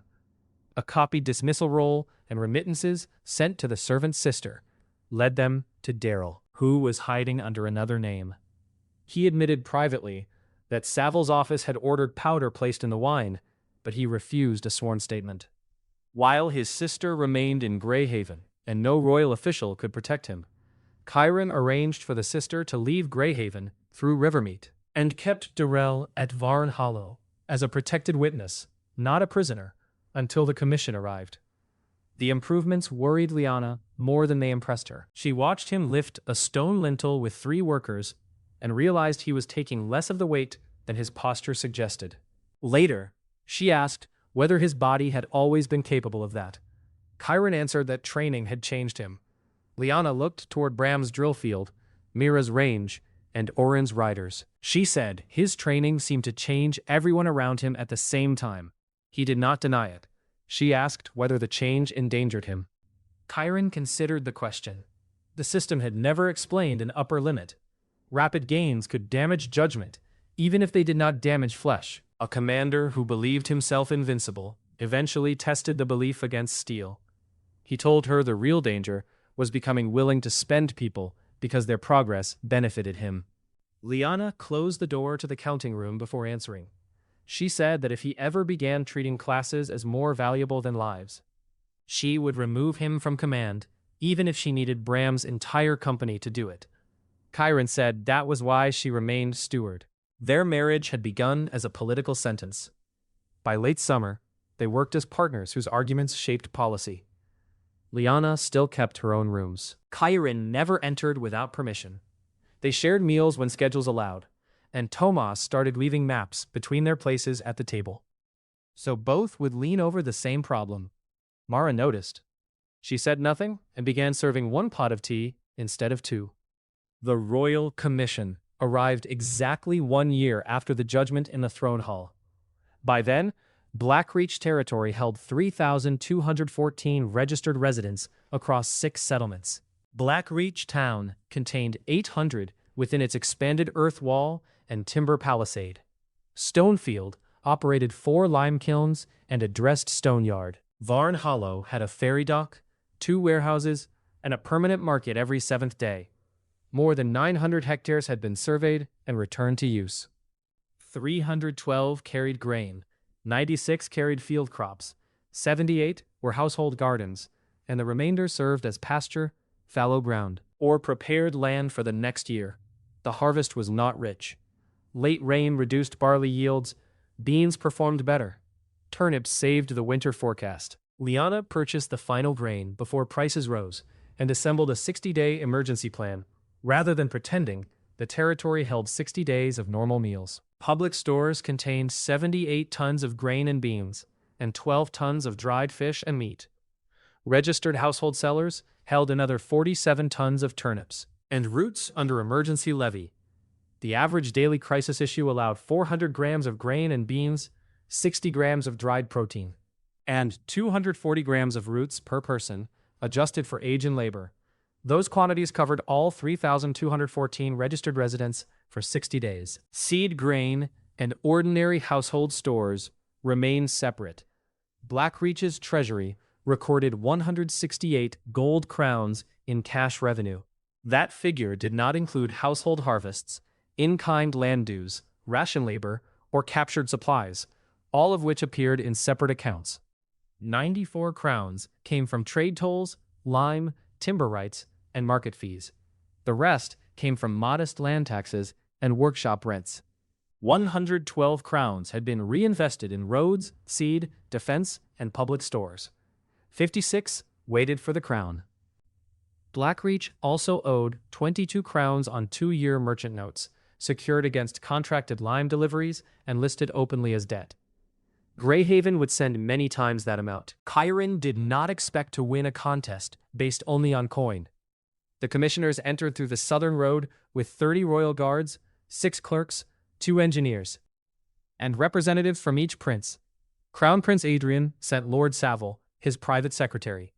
Prince Lucan came in person, curious enough to leave his valley for the inspection. Lucan resembled Chiron around the eyes, though his hair was chestnut and his build heavier. He had spent the year improving horse breeding and negotiating mine contracts. He possessed the calm confidence of a man given strong tools and competent tutors. He was ambitious, but he preferred visible competition to knives in corridors. The commission expected a repaired village. They found marked roads, patrol posts, drainage ditches, surveyed fields, and 3 wagon trains waiting at the market gate. Spearmen checked cargo without stealing from merchants. Archers on the wall carried bows of common pattern, with numbered strings and standardized arrow bundles. A mounted scout delivered a border report while the commissioners were still dismounting. The chief commissioner, Lady Merrill, asked whether Chiron had hired a foreign army. Chiron said the soldiers were residents. Lord Savile pointed out that many wore captured mercenary armor. He suggested that Blackreach had become a refuge for criminals. Liana presented probation records, court judgments, pay lists, and oaths of service. Every former mercenary could be traced from surrender to current assignment. Those accused of crimes had been sent for trial. Those serving in the garrison had completed the same requirements as everyone else. Lucan spent less time on accusations. He asked how Blackreach fed the horses. Tomas, now 11 and serving as junior records clerk, answered with exact figures for oats, hay, and grazing rotation. He caught himself speaking to a prince and turned pale. Lucan asked 3 more questions, then told Chiron the boy understood fodder better than half the officers in Lenore. Tomas wrote the compliment in his private notebook that night. The military inspection began at dawn on the second day. Blackreach fielded 436 residents with certified callings. 180 were spearmen or shield guards. 94 were archers. 58 were scouts and outriders. 41 were field builders or combat engineers. 32 were field aides and medics. The remainder served as squad leaders, hunters, armorers, trainers, and logistics officers. Another 700 adults had completed basic militia drill and emergency assignments. Every calling in the registry listed the instructor, the date, the witnesses, and the practical achievement that earned it. Under Valerian law, a royal commission could challenge a class and require a repeat demonstration. Lady Merrill chose 24 names at random. Each passed an abbreviated test appropriate to the calling. The number still seemed impossible to the royal clerks. Lady Merrill ordered a surprise readiness test. A sealed instruction went to a royal rider, who carried it to Eastwatch without telling Chiron. At the tower, the rider announced that a hostile force had crossed the northern ridge. Eastwatch lit the alert signal. Within 4 minutes, relay beacons carried the alert to Blackreach Town. Within 6 minutes, mounted scouts left Eastwatch on 3 routes. Within 12, civilians at the nearest farms moved toward assigned shelters. Within 25, 60 local fighters assembled with counted weapons and 2 days of dry rations. The written report with the claimed enemy number and route reached Blackreach Town in 42 minutes. Bram's first company marched before the hour ended. The commission stopped the test before the units reached contact positions. Lord Savile complained that Chiron had known in advance. Lady Merrill asked the royal rider whether anyone had approached him before departure. The rider said no. The civil inspection proved harder. Clerks checked grain measures against ledgers. Engineers inspected the bridge supports and lime kilns. Tax officers interviewed families without Chiron present. They found complaints about rations, land boundaries, mandatory training, and long work rotations during spring planting. They also found that widows retained plots. Seed loans carried fixed terms, court decisions were written, and no household had been sold for debt during the year. At Stonefield, a quarry worker told the commission that Chiron's rules were irritating because they applied on days when everyone would prefer an exception. Lady Merrill recorded the statement as praise. King Edric arrived on the 4th day. The timing did not require a round trip to the capital. Annual ledgers had been sent ahead 12 days before the commission. Edric was conducting an autumn muster at Fort Avon, 3 days south of Blackreach, when Lady Merrill's first-day confirmation reached him by fast rider. He believed the numbers still contained an error and rode north with a small royal party. Adrian had joined the muster. Baron Halvar had been summoned there because of the pending road and prisoner cases. Both accompanied the king. Halvar had grown thinner since autumn. Silver marked his dark hair at the temples. He wore a fur-lined coat and the blackthorn badge of House Dorn. His expression suggested that Blackreach remained a legal dispute he expected to win. Adrian looked unchanged from the throne hall. His gold hair was perfectly arranged beneath a riding cap. The scar on his cheek had faded to a pale line. He greeted Chiron with formal warmth and congratulated him on surviving frontier life. Chiron noticed Lord Savile watching the storehouses rather than the welcoming formation. That night, Orin caught a man behind the western granary with an oil flask and slow match. The man was a baggage carter attached to Savile's clerks, not the servant from the feast. His name was Neris. He carried coin stamped in Greyhaven and an ordinary service yard pass issued by Lord Savile's office. But it explained how he had entered the granary grounds. During questioning, he admitted that one of Savile's senior clerks had ordered a small fire after midnight. He claimed the purpose was to embarrass Chiron and discredit the grain records, not destroy the whole store. He knew nothing about the royal feast. Chiron faced a choice before dawn. The arson evidence could force Adrian to abandon Savile, while Darrell's separate testimony could expose how Chiron had been drugged. Hiding either witness would leave Savile close to the king. Revealing everything publicly would warn every remaining intermediary. Liana recommended a limited formal disclosure with shared custody and independent copies. Lady Merrill, one royal legal clerk, Liana, and Karen met in a closed room. Orin brought Darrell from Varn Allo. Neris and Darrell were questioned separately. Darrell gave a sworn account of the cup, the powder, the Greyhaven apothecary, and orders delivered through Savile's office. He refused to name Adrian because he had never received an order from the prince directly. Neris testified only about the attempted fire. Their statements supported one another, without depending on the same operation. Lady Merrill and Liana sealed the depositions in duplicate. One set entered royal custody. One remained under Blackreach seal. The Rivermeet banker already held copies of the ledger trail. Lady Merrill's custody order required both a royal officer and a Blackreach magistrate to be present for any further questioning. She placed Neris, Darrell, and Savile under separate guard and informed the king privately. Adrian expressed shock and requested a complete investigation. The disclosure accused Savel's network. It did not yet prove that Adrian had ordered either crime. His response arrived too smoothly. The public review continued in the main square. King Edric sat beneath a canopy facing 100 marked places. Surviving workers from the original crown roll filled most of them. At every place belonging to someone who had died, a spouse, an older child, or a comrade chosen by the household carried the dead settler's wooden tally. Age and travel had stiffened the king. He studied the palisade, the crowded market, and the ranks of soldiers with an expression Chiron could not read. The reports were read aloud.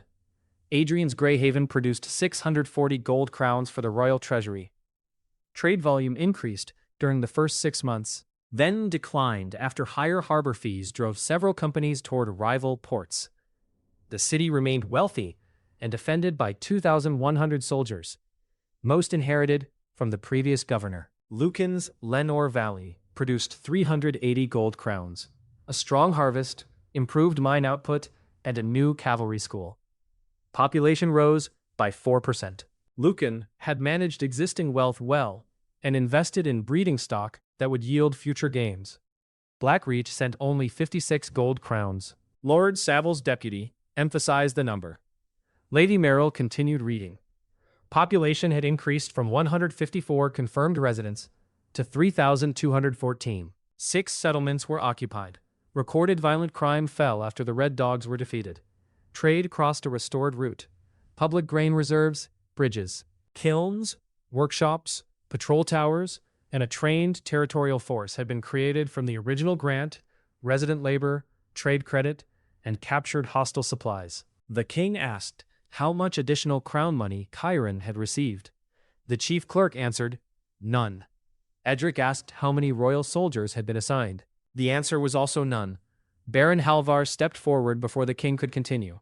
He accused Chiron of provoking conflict, stealing contracted soldiers, and occupying trade routes under Dorne authority. He presented copies of the old debt claims and demanded royal seizure of Blackreach accounts. Lyanna walked into the square carrying the iron box. She wore a dark green gown, similar to the one she had worn during Chiron's sentencing, though this one bore the silver hawk of Blackreach embroidered at the collar. Her auburn hair was braided over one shoulder. She looked at Halvar with the steady attention she usually gave a column that refused to balance. She presented the false loan records, the operational orders captured at Cutstone Vale, the Red Dog payment ledger, and warehouse manifests seized from Vestal's evacuation wagons. The prisoner judgments and the signed instructions to burn Blackreach stores. 3 former mercenaries testified that Sarik's contract came from Halvar's steward. 2 of the 6 villagers rescued from the wagons identified the warehouse where captives had been held before sale. Halvar called them bought witnesses. Lyanna produced the brass access tokens, warehouse manifests, and matching entries from Dorne market taxes. The numbers connected the captives to payments inside Halvar's own accounts. The Baron turned toward Adrian. The movement lasted less than a second. Chiron saw it. Lyanna saw it. The king may have seen it as well. Halvar changed direction and claimed his steward had acted without authority. King Edric ordered the Baron detained pending royal trial. Halvar's guards reached for their weapons and found Bram's spearmen already positioned around them. The Blackreach soldiers lowered points in a single movement. Halvar surrendered his sword. Adrian remained beside the royal canopy. His face showed concern appropriate for a prince discovering corruption among the nobility. Chiron understood why Halvar had dared to come. He expected protection. Adrian had brought him close to the king, either to save him or to control what he said. The captured arsonist, Daryl's deposition, and Savil's detention had disrupted that plan. Edric looked again at the 100 places and the wooden tallies carried for the dead. Bram stood in front, wearing a repaired mail shirt and holding a border spear. Mira stood beside him, with a longbow taller than her shoulder. Orin wore a gray scout cloak. Garrick's work coat carried measuring cord and a hammer, rather than ceremonial weapons. Tessa had clean bandages tucked into her belt. The others stood by the roles they had earned. The king asked where Chiron had found his soldiers. Chiron led the formation forward. He said the people before the king represented the 100 workers delivered by the royal quartermaster 1 year earlier. The survivors stood in their own places. Their families carried the names of those who had died. These were the same households the court had described as useless farmers. Edric rose from his chair. He walked down the steps and stopped in front of Bram. The mill worker bowed awkwardly. The king inspected the shield, the spearhead, and the old knee that made Bram favor one side. Edric asked how long Bram had served as a soldier. Bram answered that he began formation drill 5 days before the Red Dogs came, on his second day in Blackreach. The king looked toward Chiron. For the first time since the throne hall, his expression held something other than anger or disappointment. It held calculation, and beneath it, a father's reluctant recognition that the son he had discarded no longer fit the old judgment. Edric declared Blackreach a permanent frontier command under Chiron's authority. The surviving members of the original 100 crown dependents had completed their year of registered service. He released them from crown labor duty and confirmed them as free hereditary tenants under Lyanna's charters. Recorded heirs of those who had died in service received the same hereditary right. Newcomer leases received provisional crown approval. Disputed debt and bondage claims would be reviewed by royal judges, and no claimant could remove a Blackreach resident without a hearing. The territory would receive 5 years of reduced crown tax in exchange for maintaining the Northern Road and Border Watch. Its army would be recognized as a lawful royal auxiliary force. He did not name Chiron the winner over his brothers. Adrian still delivered the largest revenue. Lucan had governed well. The king instead announced that the contest would continue through a second year, with expanded measures including growth, public order, and readiness for war. The decision protected the succession from immediate upheaval. It also placed Blackreach in the contest as a serious power. Adrian congratulated Chiron in front of the court. Later, near the guest stables, the brothers passed each other, without attendants close enough to hear. Adrian said Blackreach had taught Chiron surprising discipline. Chiron answered that Greyhaven had taught Adrian to choose unreliable servants. Adrian's smile remained. His hand tightened around one glove. He said Saville had always been too eager to solve problems.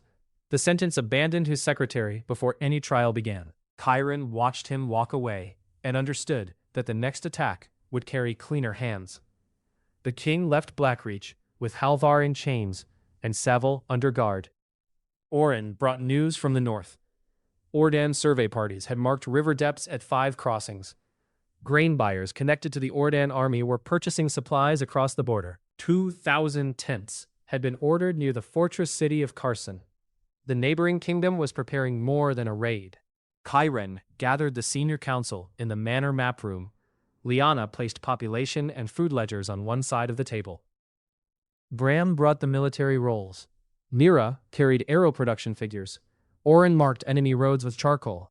Derek added bridge capacities, quarry routes, and locations where spring rain could collapse slopes. Tessa listed medical stores and the number of trained aides in each settlement. Tomas sat at a smaller desk, recording decisions. Blackreach could field 436 residents with certified callings and 700 militia. Only 260 fighters could remain in the field for more than a week without damaging harvest, transport, or construction. Orden could send several thousand. Chiron refused to solve the number by calling every farmer a soldier. He expanded the instructor system instead. Bram's 4 squad leaders each received authority to prepare new spear sections. Mira established ranges at all 6 settlements and standardized draw tests. Orin paired every village with a scout instructor and created mounted message relays. Garrick divided engineers between fortifications, roads, water, and bridge denial. Tessa began advanced anatomy lessons using butchered animals and required every squad to carry a trained aide. Civil professions entered the class plan. Blacksmiths learned standardized spear sockets, armor repair, and quality testing. Cooks studied field ration weight, fuel use, and safe storage. Teamsters trained wagon recovery and night movement. Merchants learned contract law and military purchasing. Shepherds practiced horse handling and route observation.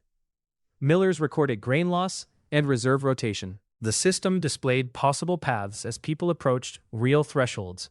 Spearmen could become heavy border guards after mastering armor endurance, formation command, and defense against cavalry. Archers could advance toward far-shot marksmen or mounted bow scouts, depending on skill and resources. Field builders could become combat engineers after creating works tested by flood, siege, or battle. Field medics could advance toward military surgeons after anatomy, infection control, and difficult treatment under pressure. Quartermasters and stewards could develop classes capable of supporting armies across multiple settlements. The names promise nothing by themselves. Every path carried requirements in food, equipment, instruction, and practical trials. Liana calculated what the expansion would cost. Blackreach needed 8,000 additional arrow shafts, 200 shield frames, 50 tons of dried grain, winter hay for 60 more horses, 3 new forges, and at least 40 trained teamsters. The treasury could not purchase all of it. They set priorities. Lime exports would fund iron. Timber rights would be exchanged for grain before war prices rose. The crown tax reduction would build reserve stores. Merchants using the northern road could choose higher tolls or provide wagons during mobilization. Every settlement would maintain hidden food caches away from the main granaries. Chiron sent copies of Ordan preparations to King Edric and Prince Lucan. He sent Adrian only the official border report required by law. The Crown Prince controlled Greyhaven's harbor and could delay iron shipments or reveal trade routes to intermediaries. Blackreach would assume every message reached him. Liana opened a separate counterintelligence ledger. New arrivals were still accepted, though sensitive work required sponsors and observation. Orange scouts watched unusual purchases. Tomas designed a pass system using changing ink marks and weekly number sequences. Mara discovered that servants carried rumors more reliably than officers and built her own network through kitchens, laundries, and stable yards. The first spy was found trying to count arrows at Redmere. The second attempted to bribe a store clerk. The third was a legitimate merchant who had been threatened through family in Greyhaven.